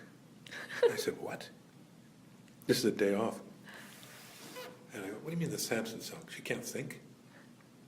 And she sunk. So we turn on CKNW. CKNW says, you know, the great heritage item on the river is sunk. All you can see is the funnel. Oh no. And my immediate thought was, it's not possible. Because there's not enough water under it for do that. Yeah. What are you talking about? Who took my boat in the middle of the river? Kind of thing? How dare someone sink my boat? Yeah. So we went down, we drove up where you would drive at that point, and it's in where it is now. That's the spot. Yeah. And she's sitting there. As well, somebody gave the radio station some rather interesting information. Yeah. Because there sits the Samson. Yeah. Then we got around the side, you could see the water was up over the low deck. Oh, It right. was just up on the low deck. Yeah. Because she had settled onto the sand. Oh, right. Because we hadn't dredged. Yeah. If we had dredged, she would have sunk further. But she wouldn't have gone up to her funnel. So anyway, that's the first funny point, if you Yeah. can have a funny point. A lot of people thought for sure that we had done that deliberately, because now we got the city to pay a whole bunch of money to fix up stuff. They said, you sank that. What it was actually a log got in by the back paddle, punched a hole in it, Oh. and the sump that was there, a sump is a pump to keep it dry, failed. Oh. And the alarm that was supposed to tell us that didn't. So as it turned out really, really well. Yeah. You're not recording this, so I'll say that. But it turned out very well. We got the boat all up on the ways. We got a lot of stuff fixed. And one of the neatest things about it, when they lifted it up, we had to get down and get things underneath it, big straps underneath it. They bring this enormous thing out of, I think it was out of North Vancouver, with the name, you'll like this, she's the Samson? Goliath. Oh yeah. Goliath is an enormous crane. Yeah. Samson didn't look very big when Goliath came. So they put the things up, they lifted her up, put her on something else, took her and fixed her, and she was fine. So Hopefully she won't sink again. hopefully she won't sink again. It's not supposed to, anyway. Yeah, that's too funny. I would have done the same thing as you. That's not supposed to sink. No. It shouldn't be able to. You know, she really shouldn't sink. Yeah, The really. only way she could sink that deep would be out in the middle of the river, which meant someone moved it, and that would be really difficult to do. Yeah, you're thinking, who cut it loose in the middle? But Yeah, who did this? drove Who it did out. this? Yeah. Why don't we talk a little bit more about Fraser Fest, which became River Fest? Yeah. You were one of the people that started that? Yeah, I was one of the people involved with that. There was a group of us. And we decided that New Westminster had a number of things into the spring. Hayek Festival was in May. Right. And then there would be BC Day in the beginning of August. But there was nothing else in terms of a civic thing. Yeah. There was the beginning of BC Rivers Day, I think, maybe not quite yet, but it would come. Yeah. And then it would become World's Rivers Day and stuff, and so I think we're a little too early in my statement on that one, but that would be late September. Yeah. So we got this big chunk of a year with nothing. And we knew that there was a lot more interest in the river. Like there's the Salmon Society, there was the Sturgeon, there's a Sturgeon Society. Okay. Rick Hansen is very involved with the Sturgeon Society. There was a new group coming up called Rivershed. Even if some of these are out of context to that beginning of it, it's that kind of thing that we were getting. There was marine rescue, there was all sorts of stuff.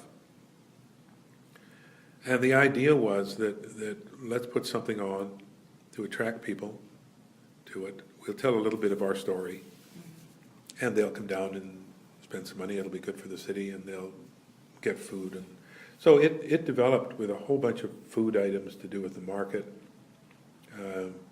We got people involved with barbecues. We got displays. All of these things were there. We ended up with boat cruises, little boat cruises. We used the I don't know if the Native was at the beginning of it. I think it was. Then there was another boat we used one year, a couple of others. The Discovery Center wasn't there yet. Okay. And then it would arrive, and then it was part of it all the way through. The Samson was there. And the start date on this thing, I was trying to think of that for us. The last one they just had, not in 13, but I think in 12, they were saying was something like 21 or 22. So 20 would be 92. So somewhere early 90s. Early 90s. Somewhere like that. Yeah. And I still have, I've got to go through a bunch of papers and find all my notes, because I know Catherine at the Discovery Center would like to see them and have them. So I'll see if I can find them. But it was an event that really started off very nicely. We did have that little light theatrical start every year. We would attract for that. We'd do 500, 600, 700 people would arrive. We'd do something. There'd always be a little proclamation of some kind. If someone was going to fund like the port was going to fund another project to do with the river, they would talk about it. It was all quick. It was no more than 15 to 20 minutes. Our little historical vignettes, which we did numerous of them, were quick. Come in real fast, quick and dirty. Do it.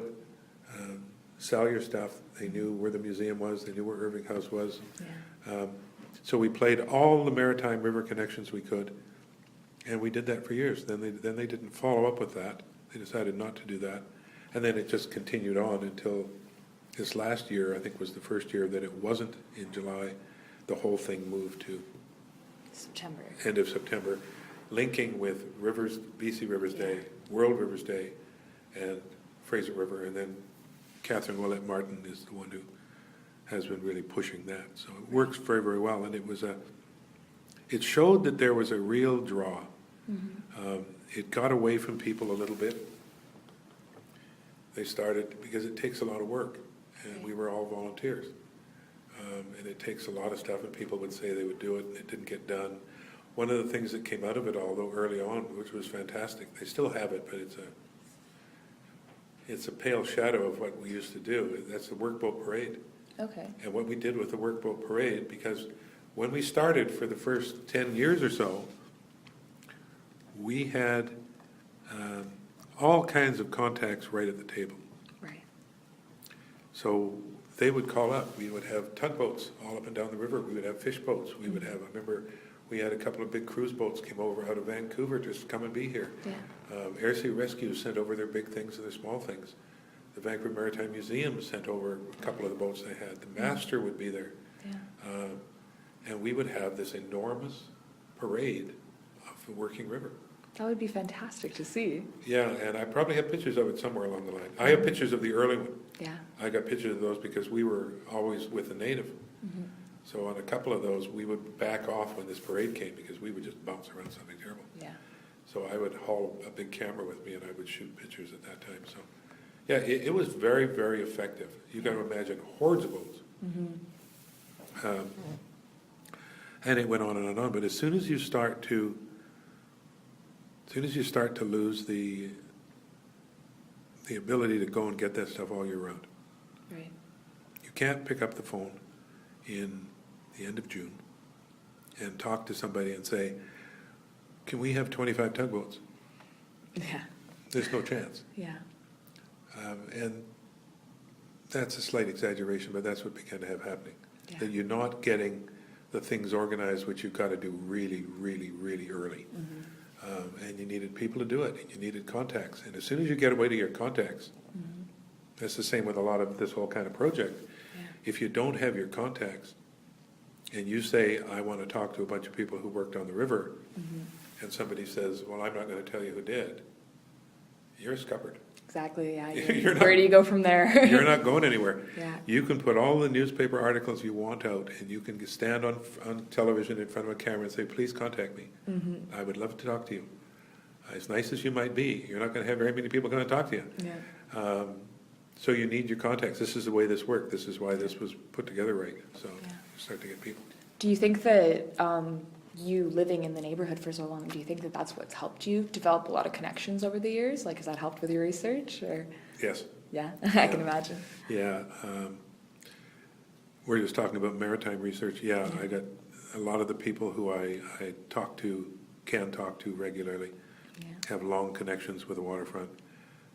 Whenever we do a program on the waterfront or on like these things with boats, we always get really good attendance. It's not enormous, but we will have, for historical societies, it's really big. Yeah. We will sit, about the smallest we ever get now is about 30. Oh, wow. A lot of historical societies would kill for 20, kill for 15. Yeah. We will get 30. We've gone up to, we were over 100 for a couple, which was really bad. Too many people. But you have a lot of things like that. So yeah, and there's the contacts with that, the people you can get a hold of. Because I've been, and that just comes with age. Comes with being in a place. Yeah, I got to reword that. It's not just age. You got to be in the same place. You got to have the contacts. So I still see lots of people who work. This fellow who spoke to me, he's in the library. I told him about a guy who knew Dad. Yeah. He's in the library quite often. Right. And he sailed with my father in the 30s. Yeah. Or the 40s.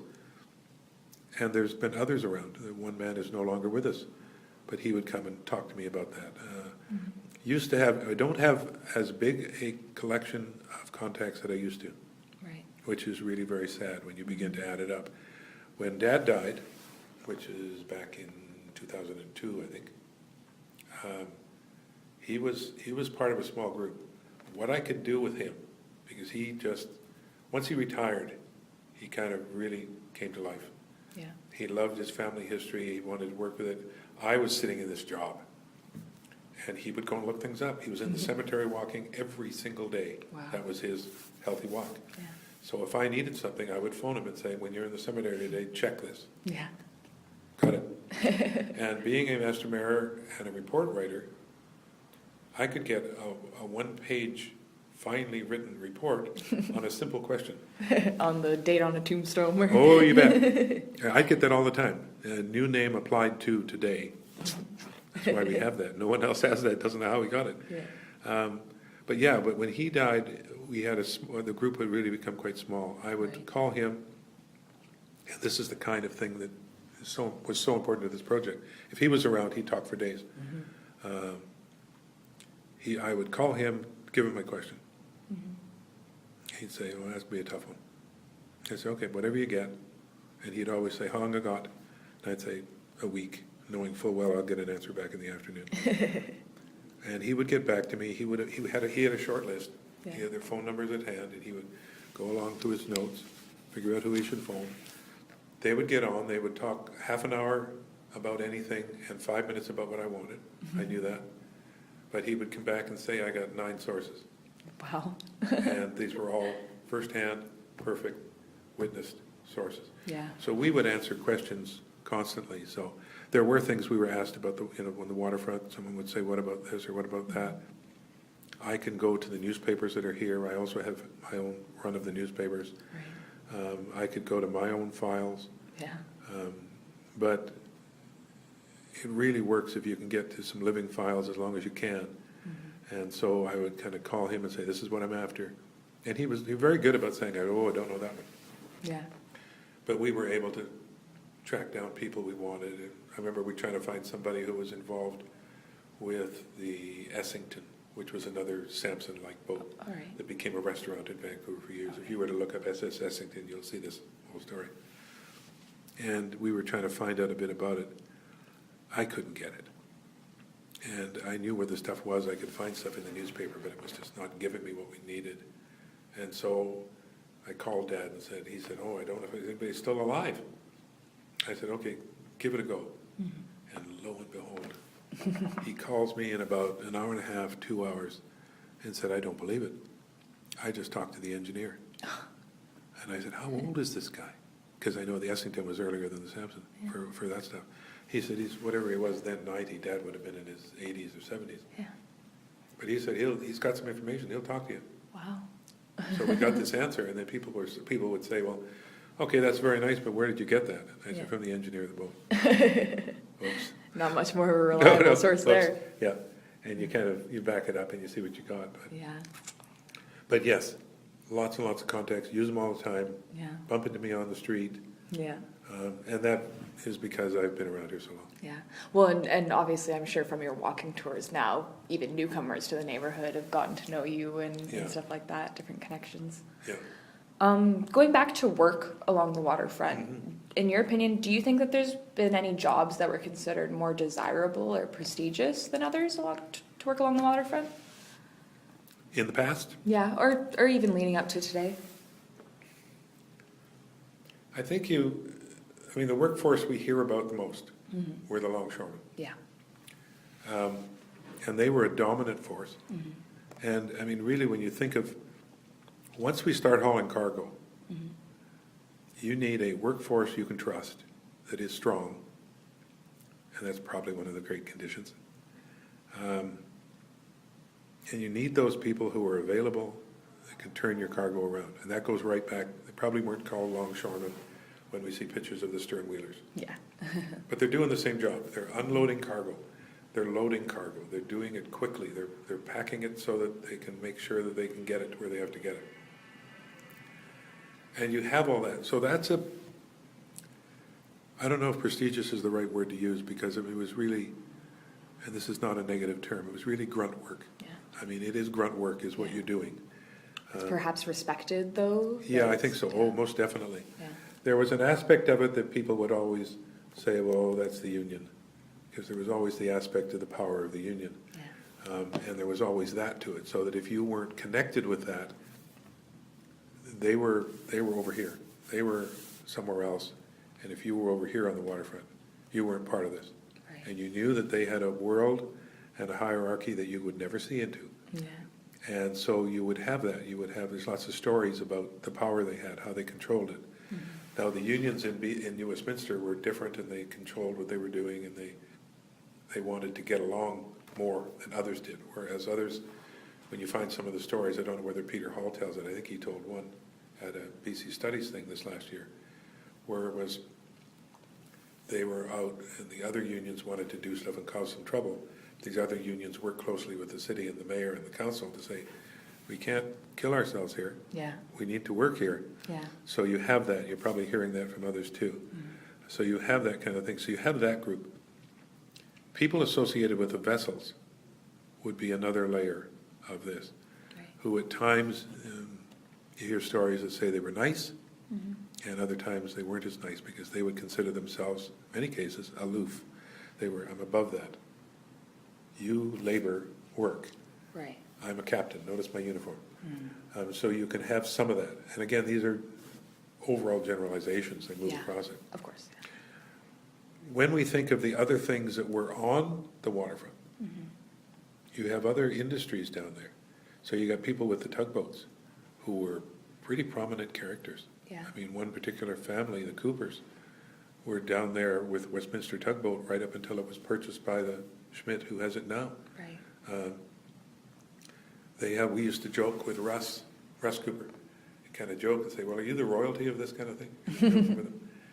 And I mean, they were very prominent. I mean, nothing really ever happened around to do with the tugboat. If they weren't doing it, that was okay. But I mean, if you were going to do something or ask questions, you made sure you talked to Westminster Tug, because they'd been here since the early part of the 1900s. So you have that group. Right. You would have had, in the early days, you would have had some fish boats. Yeah. And so you would have had fishermen who would have been down at their boats. So they're another little group. And a whole bunch of these groups are just they're all down doing their own thing, not too worried about others. When you got some of the other industries, when we used to have a foundry or two, when you got different warehouses that are operating differently than the longshoremen unloading something, step back before getting the big new docks. The people in the cold storage plants, that's all they ever did. All along the waterfront, we have sawmills. Yeah. We have paper mill. We have a couple of box factories. Kraft Cheese used to make cheese in butter boxes. That's what these things, if you go along to an antique store and someone's got a butter box and it'll be this wooden cube. I forget how many pounds of butter that would take, but it's got to be a lot. It's got to be 50 or something, so that's going to be heavy. That's going to be 50, 60 pounds. These are these gorgeous wooden boxes. They're all overlapped on the corners. They're absolutely gorgeous things. The big stamp on the side says butter. If you get one that's really nice, you want to have it in your living room, sit there and put magazines in. You'll pay $250 for that as an antique. Oh, wow. Well, they used to make them down here. Right. And so you have all of the different industries. You get people who went down there wearing relatively clean clothes. Mm-hmm. These other guys are wearing heavy work clothes, getting dirty. Yeah. The guys in the box factory are doing very strenuous work, but they're not that way. Yeah. On the other side of the river in Queensboro, we had another box factory. We had the paper mill on this side. We had shipbuilding. There was something called Heaps Engineering, which through the First World War and into the Second World War was making some munitions and iron and steel foundry parts. Oh, really? So this was hugely important. So when you start to get into war effort, there's a time when ships are being built on Poplar Island over here. They only built 4 ships that were built during the First World War. They're made of wood, big wood. They're made of wood because the nasty people on the other side of the ocean, those nasty Germans at that time, we keep moving our enemies around. Yeah. Whoever it was at the time. Yeah, they have devised mines. So mines get metal ships. Mines aren't attracted to wooden ships. So we made a couple of wooden ships. We made 4 wooden ships. So you get people who at that time, when you were war effort things, war effort, Second World War with heaps, this puts you at a pretty interesting position. I remember talking with a woman who worked at heaps. Yeah. You had a lot of women working in the war effort then. Of course. Second World War. And she was saying that it was pretty prestigious. Yeah. She said, it was a hard job. She loved her job. But you'd be riding on the streetcar to go to work.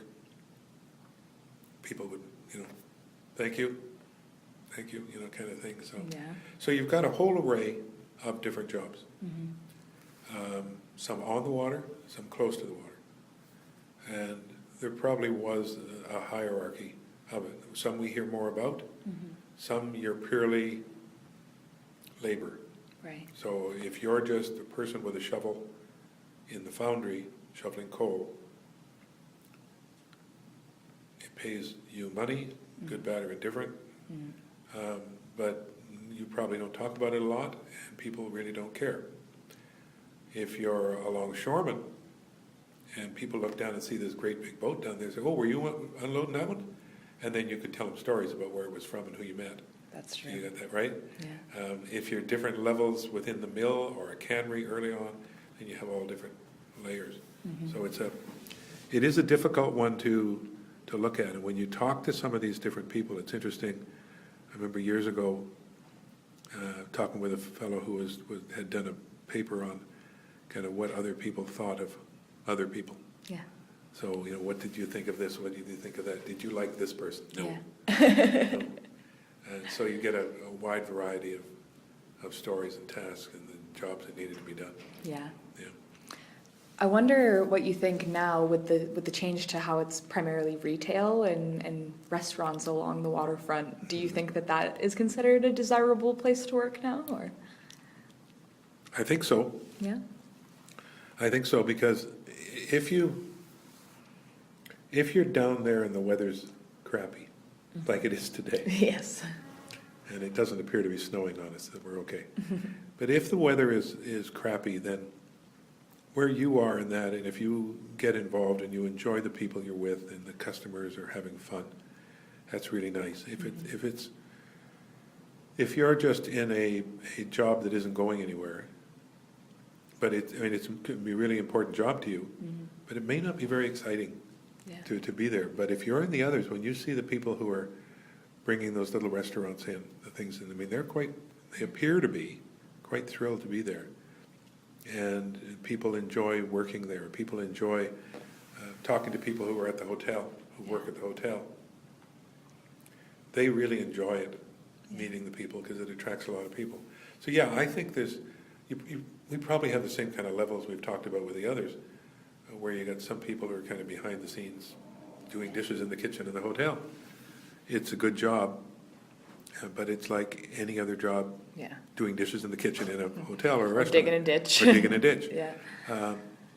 But I think there's probably things down there that are attractive. Right. I think there are probably things that you enjoy going and doing. And once you experience, I remember talking with some people about this. I said, you got experience all year. And I remember this one person said, well, why is that? And I said, because this isn't downtown Vancouver where you see nothing. You come out and you're surrounded by high rises and you go to your apartment and then you go back to where you work. You don't see anything. I said, I know you go to the park. I know you go skiing. Just forget that. You don't see anything. When you're down here, you can't get to it without being outdoors and seeing the waterfront. You can't do that.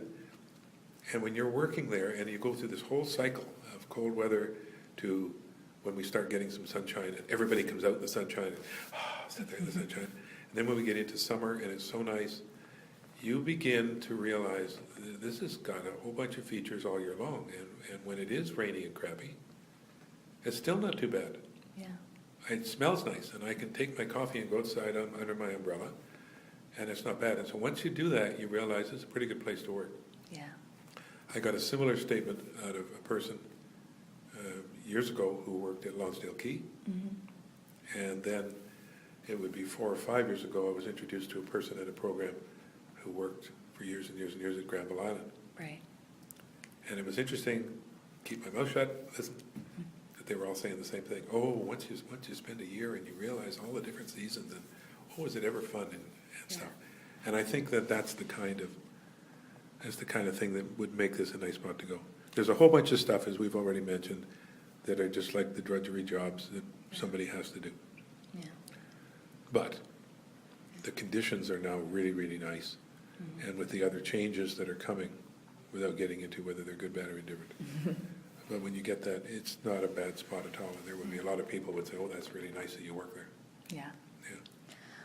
How affordable has the waterfront been as a place to perhaps shop over the years? Obviously, we didn't have businesses back in the day, but we would have had them along Columbia Street. Yeah. Do you think that's something that's kind of stayed the same or changed over the years? Oh, good question.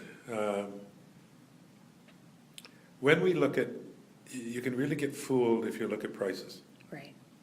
Really get fooled. I mean, we've got menus that look at a little restaurant that would have been just, it would have been half a block off the waterfront. Okay. And it had a beer parlor on one side, little restaurant on the other side. And I think this was in the 40s or 50s. So you still got lots of ships. Yeah. So you know that guys are getting off the ships and coming over and having a burger and fries and stuff. Try out this Western food. Or a full course meal, and it costs you $1.25. Oh, wow. But you're making so much less. Right. So, $1.25 might be a little bit more. Yeah. I'm not nearly as old as anything we're talking about here. Yeah. But I can remember when I was getting 50 cents an hour working in a car firm. Oh, yeah. I cleaned cars and got cars ready to go out. And 50 cents an hour, and I would get a check every couple of weeks would be what, about $8, $8 or $10. And I had money to fill up the gas tank, because I drove the car around. So I'd fill up the gas tank and put a couple of dollars in my pocket and put other money in the bank. Nowadays, we just go past the store and it's, well, at $10, you and I couldn't even go up the street here to Starbucks and have a coffee. 2 coffees, because you'd be close to our $10 would disappear. Yeah. So you've got that kind of a difference. Right. In terms of overall stuff, some people have said that the stuff down at the Quay is a little more expensive. Okay. Currently. Right. But when you go down, you got the whole set in the middle of little places. It's all basically the way you find it. Yeah.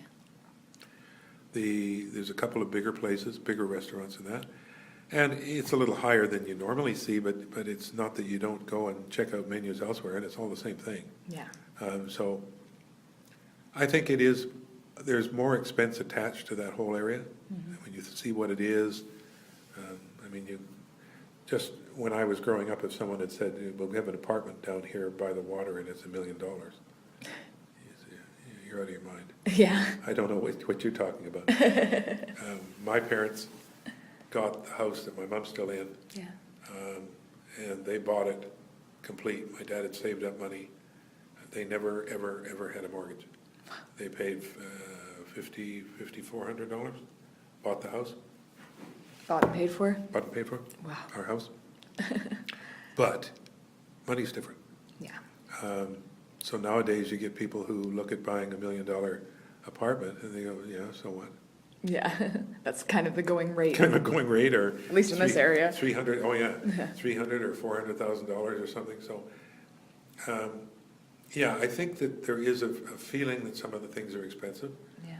Columbia Street in the past, because of Columbia Street that was there before, before 1900, it's all pretty well basic wherever you went. There were various costs, and we can talk about cost and what things would be. Once you come after that and the city starts to kick it up more, and you go through 2 wars, and you get different connections with people and different things people are buying, and the way that comes up. I mean, it looks really small now, but you didn't have an awful lot of money.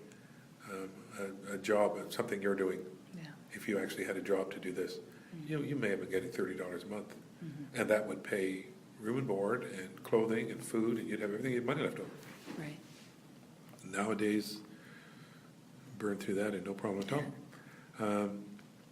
So once the city picks it up, the city is pretty dominant. For the longest time, New Westminster downtown was really dominant. And it was dominant right up until just after the Second World War. It's one of those prime main streets. Yeah. You have lots of grocery stores. You got stores we don't have. You got grocery stores. You got bookstores. You got all kinds of markets for meats and vegetables and fruit. And you got you name it, it's there. Yeah. It's like the very best you could get as a shopping center, and just take it all, put it outside again, and just line the street with it. And you have all that. But then and you have a lot of that is determined by the people who live in the area. And they've always lived in the area. So you have people who have always, it's only partially generalizing. This is very accurate with this stuff now. You get people who have lived their entire lives, and their families there their entire lives, and have never been outside of New Westminster. No, they've traveled outside, Yeah. but they've never lived outside. Yeah. Every single day of their life, when they're working with their business, they're on Columbia Street. Only slight exaggeration. Uptown, where we are, begins to pick it up through the 30s and 40s and begins to do the same thing. But every single day, you're there. So if you don't see something, you see something you don't like, you trot along to the mayor, tell him to get out of his butt, and do it. Right. So he goes and does it. He knows better than not do it. The Second World War ends. With the end of the Second World War, we now have way more gas. We can now buy cars, and we have the invention of the bedroom community. So now, we don't have to live here because we can't really go anywhere because we got buses or streetcars. We got cars, but you didn't go very far. Now we got things in Coquitlam, and things across the bridge, and things. So now I can live over here, and I can drive to work, not every day. Yeah. So now I may be on Columbia Street once a week. Right. Some businesses would have been there every single day. Yeah. Others are no longer there. Some of them are living who knows where. So the street begins to change. And it will begin to change as a lot of main streets did. A lot of main streets suffer the same way. And then we have bedroom communities, and then we have the infamous shopping mall. The shopping mall advertises, don't fight for parking spots. Don't do all that. Come over, park in. Lots and lots of parking. We got more parking than you could ever fill. And everywhere you're shopping is undercover. You can take off your jacket and go shopping. Right. So why stand in the rain under your umbrella? Right. So that's what begins to happen. That begins to take it on. The town changes. But prior to that time where you get that change, it was the place to shop. It was the place to be seen. You had lots of theaters, lots of stores, lots of products, good prices, for the time. And we confirm that by talking to people who grew up through it. Yeah. I mean, I'm growing up at the end of it. Yeah. I was born in 46, so I remember some things and growing up there, but I don't remember huge things to say, gee, we can't afford that. I mean, I'm probably thinking 25 cents or something. Yeah. But you have those kind of changes. It was all there. It was wonderful. Mm-hmm. The market today would seem high, way, way high, compared to 40s, 50s. Right. But in terms of where we are, the market today links very nicely where younger people, like yourself and others, you're quite comfortable going in to go shopping in places I probably don't go to. Mm-hmm. Things that you got lots of other stores that some people say, I can't afford that. Can't even go look at it. Urban Fare grocery store. You ever been in one? Yeah. Okay. Expensive? Pricey, for Pricey, sure. pricey. Yeah. Yeah. I haven't been in one yet. We keep hearing about them. I know where one is. I just haven't been there. Yeah. And it's the kind of thing where you get all these different levels, and then it changes about where do you want to go. Yeah. And it was like one of the huge changes in New Westminster. Mm-hmm. Just take a minute to put this into context for us. We're talking about changes downtown. 1954, right across the street from where we are, where this Royal City Centre Yeah. is Woodward's department store. Right. Woodward's department store arrives, 1954. And lots of comments about these guys are insane. They're way up in the bush. What are they doing? It's all single-family homes, and Woodward's gets this block, moves the houses off of it, builds a store. There's a Vancouver store. Park Royal, I think, is new or will come. Oak Ridge, I think, will come. I think there's one in Edmonton. And so people say, well, I don't know, this is not going to work. This building will arrive in 58. Right. Moves out of downtown because things are changing. 6th Street, 6th Avenue is changing. These are the two cross streets straight up here. Yeah. So you've got all of this stuff happening. It's changing. This all links to everything we're talking about because people down here on the waterfront, they're now living up the hill. They're now living over here on what we now call Borough of the Hill. Or they walk up to 12th Street, going over here. Or they're living in a single-family home because everything around us is single-family homes. Mm-hmm. So they're up the hill, they live in there, and then they go to work, walk back down. You didn't think of anything about walking a couple of kilometers to go to work. Right. You just did it. You saved the money on the bus or saved the money on the streetcar, Yeah. and you went. So when this place comes in, the library comes in, people say, well, that's ridiculous. Well, we just wrote a column on this thing here, because there's a really nice display over here, just one block up from us. And we put it together for the Westminster Centre, which is a store complex up here. There's an aerial in it. It looks at this and everything is single-family homes. It's only 60 years ago. This is all high-rises, entirely, high-rises everywhere. It's change. I jokingly say if you want to blame people for what happened to me, you got to blame Woodward's. But you can get lynched for that because people love Woodward's. And it never changes. Like, we're talking about people being attracted to the waterfront, and I worked there, and my father worked there, and that's big things. You will still, not as much anymore, but I can still bump into people, and they'll say, well, where are you going? Oh, I'm going up to Woodward's. That's where they consider it up here? Yeah, it's never changed. Woodward's hasn't been here since '93. They still consider it that. Yeah, it's still Woodward's. The W Woodward Place is what they were going to call this when it was going to be put into what is now Royal City Centre. It was going to be changed. So if you look at the iron grills that look over there, you'll see this ornate WP, Woodward Place. Makes sense. But so you have just things stay. You talk about a closely knit community. I mean, it just never breaks. Yeah. Never breaks. So people who were on the waterfront, imagine where you are if you're up here on the hillside with your little house surrounded by trees, anywhere. Yeah. And you would just go out, head down the hill as far as you could go, and go down to your job, and whatever job you happen to have. Yeah.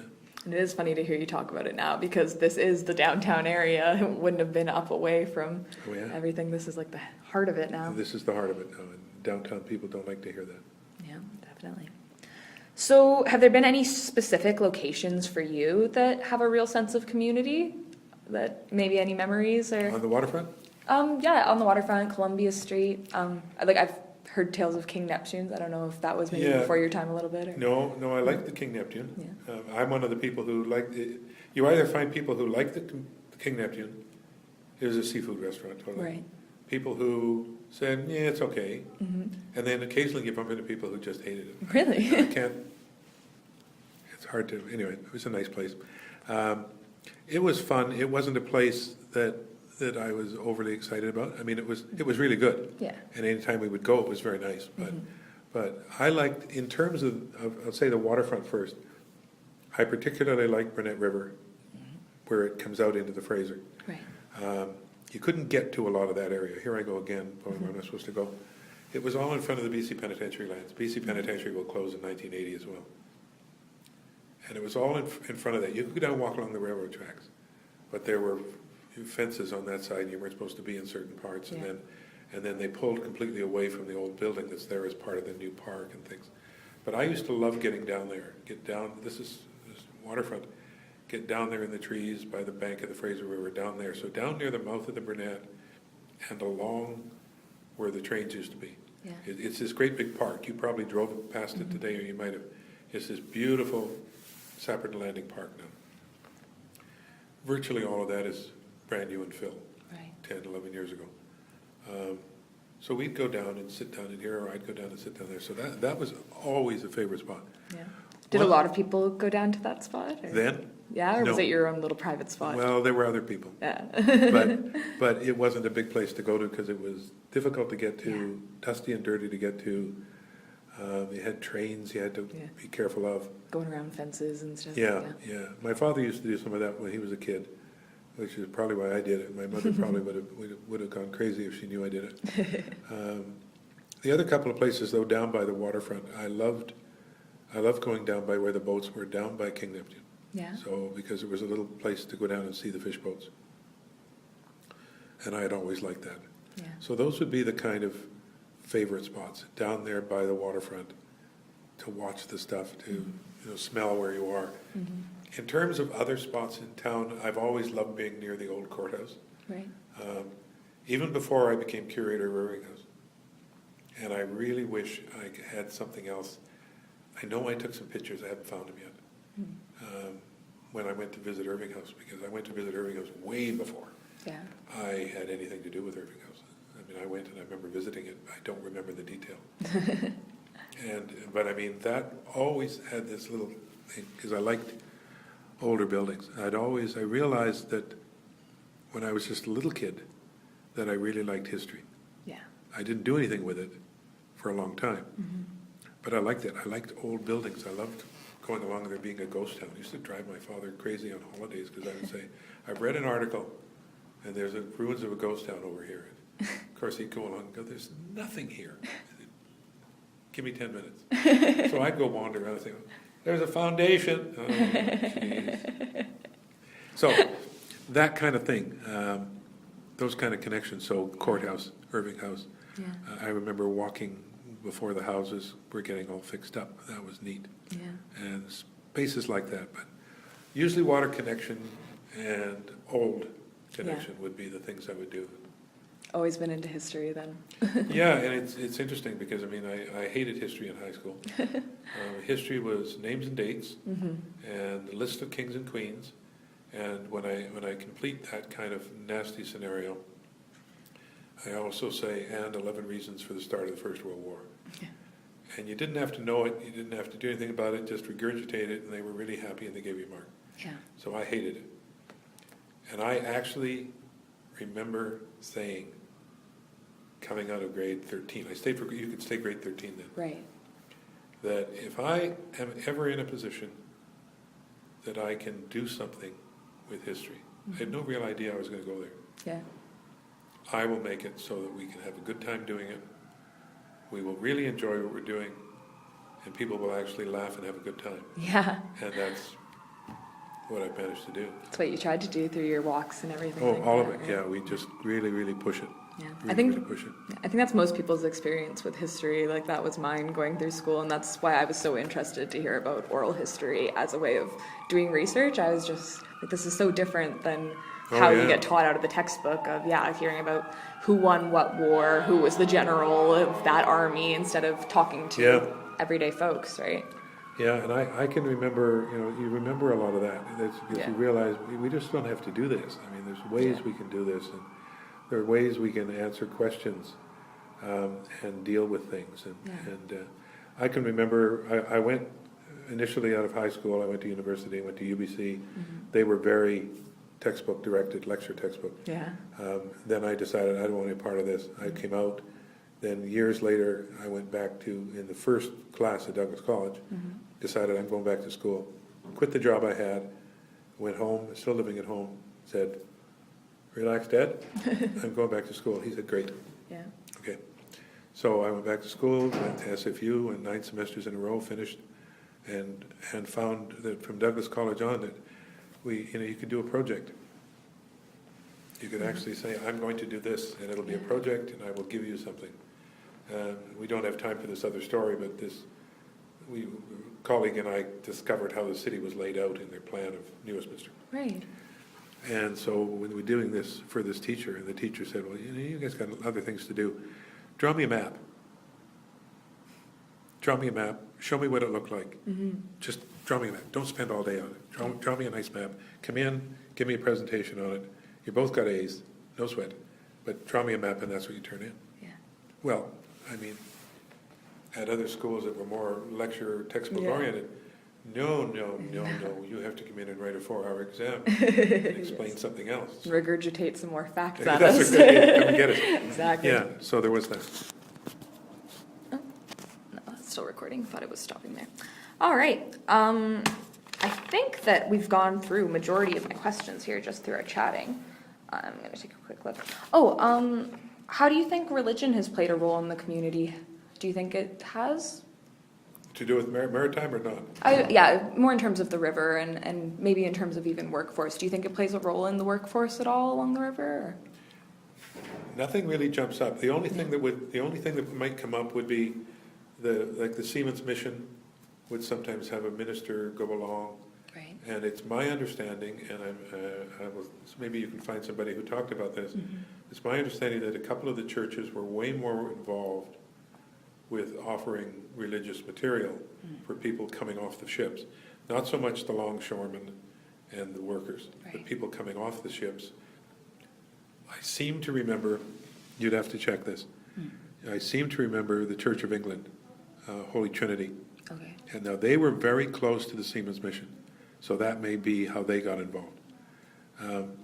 There was a religious aspect to that thing I called Westminster House. They would give you a religious tract or a Bible or arrange for you to meet somebody if you wanted to. And a lot of these people, I mean, we're kind of saying these were all just everybody was rough and ready no matter what they were doing. But a lot of them were church-going people, and you're halfway around the world and you want to know, is there a church? Is there a Presbyterian church? Is there an Anglican church? Where can I go? So I think some probably had outreach more. Right. And I seem to remember, and again, this is something you'd have to check with somebody who maybe has experience with the Seamen's Mission. I seem to remember there was a little stand with pieces of paper where people would know where the churches were, or a handout that would say these are the different denominations where you can go. Particularly, I guess, if you were Filipino, a Japanese crew, any kind of an Asian crew, language would be a problem. Yeah. Once Chinatown dies out, there's not a lot of contact for you here. So a lot of people I understand who were Asian, Japanese, Chinese predominantly, they would go off to Vancouver. So they could either get on the bus or the streetcar, go off to Vancouver, where then they could find people who they could talk to. Go up to Chinatown or Chinatown and all of that. So they would do that. That probably has religious overtones as well. Yeah. But nothing jumps out as far as I know of anything being that. Right. What about ethnicity or cultural background? We've talked, I think, quite a bit about the Queensboro area. Yeah. Has there been anything more towards the waterfront related to that, or? Not a great deal. Yeah. You would have various folks working in the areas. Historically, before the Great Fire, Chinatown is upriver from 4th Street, right on the river. There's a small Chinatown kind of where we've said at the foot of 10th. When the fire comes in, some of this burns, but then they get rid of it all. We don't want those Chinese people over there. So we get rid of this. Chinatown moves down here. Chinatown comes back and gets really big for a number of years.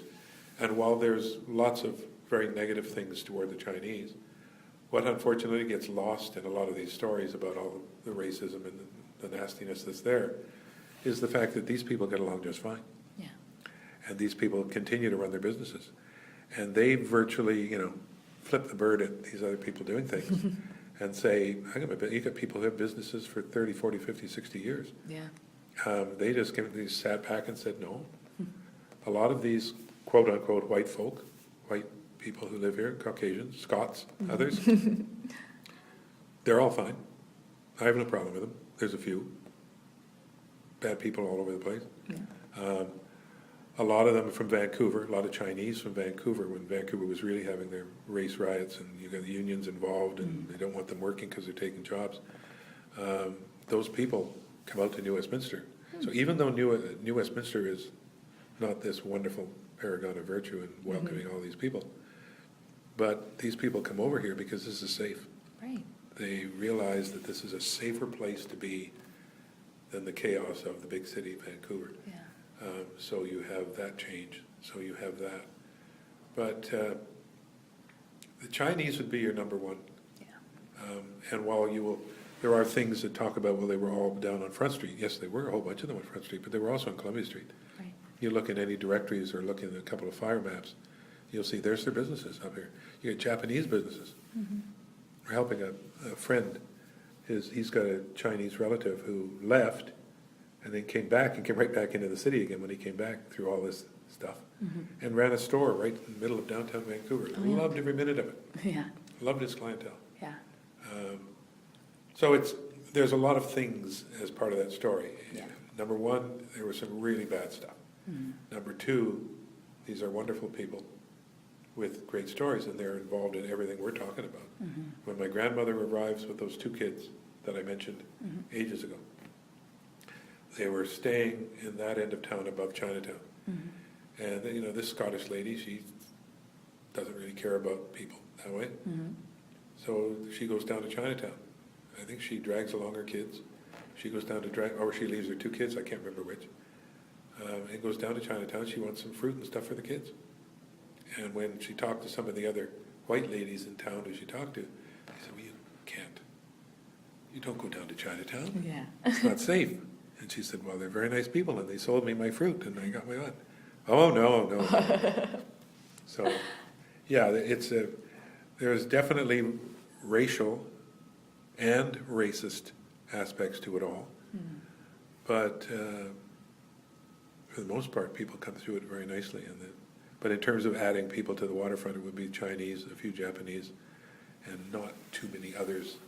And the East Indians were Queensboro and elsewhere. Right. I guess aside from that, anything else that you had in your notes that we didn't maybe get a chance to touch on? I think we pretty well covered everything, haven't Yeah. we? We've talked about so many different things. Yeah. Yeah, I think we've got a good idea of this other stuff. If anybody wants to follow anything else, we can do that. I think, that sounds like you've got a lot of material that I think you might even be qualified for a follow-up interview. Yeah. You've got tons of information, Yeah. so it would be really great. And so I think that you do have, we've covered all the change things as I glance down here. And I think the biggest thing was what we have now. I just wrote down people, residents, recreation, and not labor type or industrial. Yeah. It's gone that full thing. So we've gone to public access, away from no public access. You're right. And I know people went to places, and it's the same kind of stories we bump into all the time.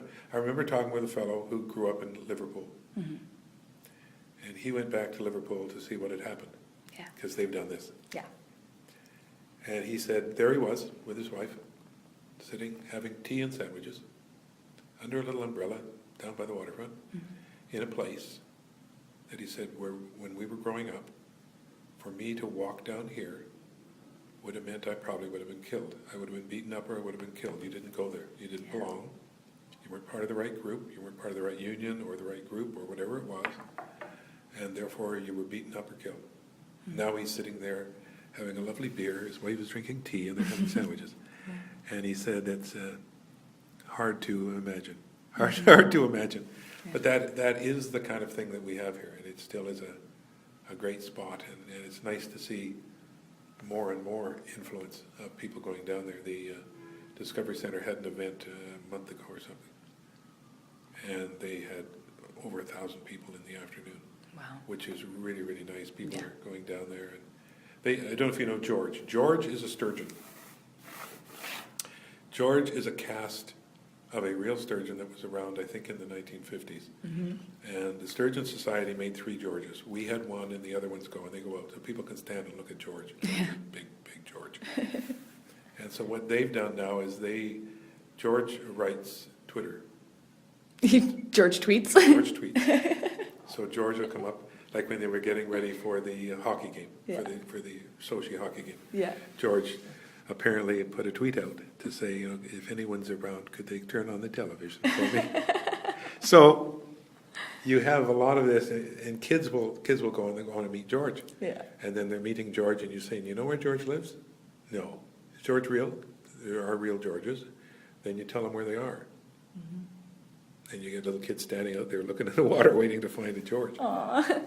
But that's what we got to do. It's they do a lot of things with different boats for people to kind of imagine what used to be there, and it's a good part. We've got an interesting.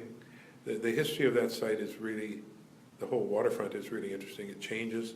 We're gonna do some work, colleagues and I, on Sabre and Waterfront. We're gonna kind of tie up a few more things over there, but got all these little different bits with stories and stories and stories, which we can start all over again, and we'll just start talking about stories. But there's just so much of that material, and it's all there. That's true. Yeah. I guess my final question for you is, what do you see for the future of New Westminster? Do you think it's going to continue to change in a big way, or? Yes, I think so. Yeah. I think we've got a couple of patches down at the waterfront, on the waterfront, and it's going to be interesting to see what the city decides to do. One of the changes I would like to see is a continuation of the walkway upriver.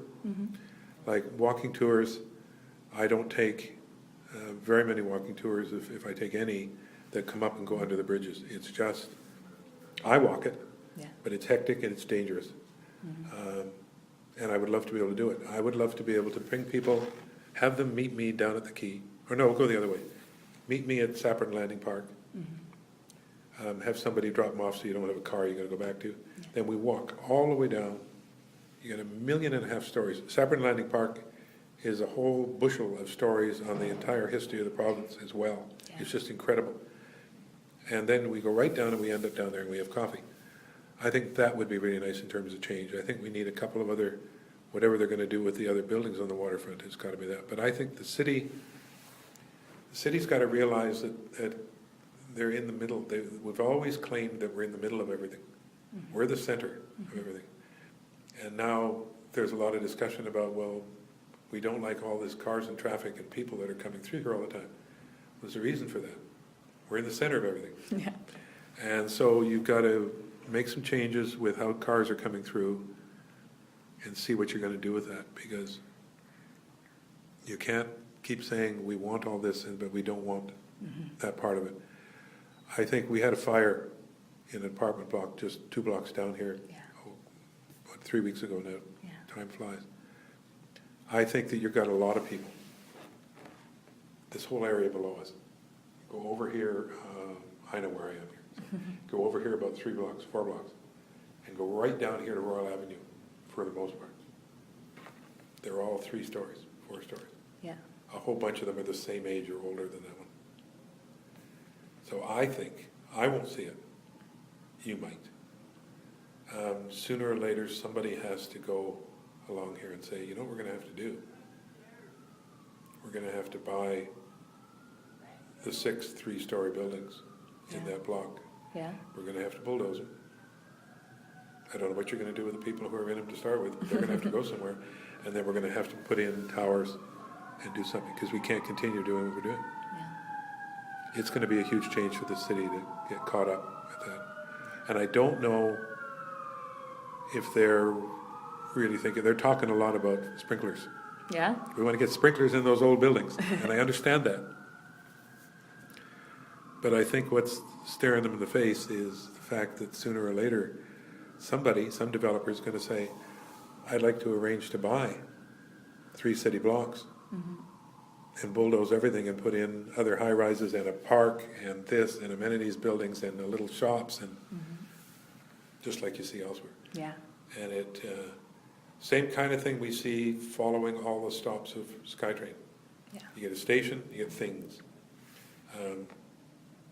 The history of this area is just that. We had 6th Street was where the streetcar went. 6th Avenue right here was just a major roll, initially a trail. And everything develops sporadically along here, and then it fans out. And there is a problem in here. It's not anything that's jumping out, it's not, but it's the kind of thing that fire, I think, really woke some people up. Yeah. And I think that probably there's been a lot of very quiet talk about, kind of things where people are saying, are you thinking what I'm thinking? Because you can fix them up and fix them up and fix them up. But when you got buildings that are from the 70s and 80s, like the buildings that Dale and I are in, we've had retrofits in a couple, fixed all the pipes in one, fixed something else in the other. Well, when we drop that back now 20, 25 years, it takes way more. I mean, you're looking at a 15-story concrete building, fine, you can make amendments and changes, and that building will stand here 100 years from now, and it'll be just fine because it's built differently. Yeah. But a 3-story, what we used to refer to as 3-story walk-ups, they're not walk-ups anymore. Yeah. But, that's going to be a change. Queensboro is all gone. What I can see as Queensboro, it just isn't anymore. Yeah. It's just all houses. And I can remember going down there, and this is just open space. Yeah. And that's just in a short lifetime here. And that's just not there anymore. It's just not there now. And I think you got other parts of town are striving to hold on where they are, like the West End will be probably fine. Queen's Park is doing everything to be just fine. But you're starting to get twinges in Queen's Park right now. And Queen's Park and part of the West End where they're talking about lane houses.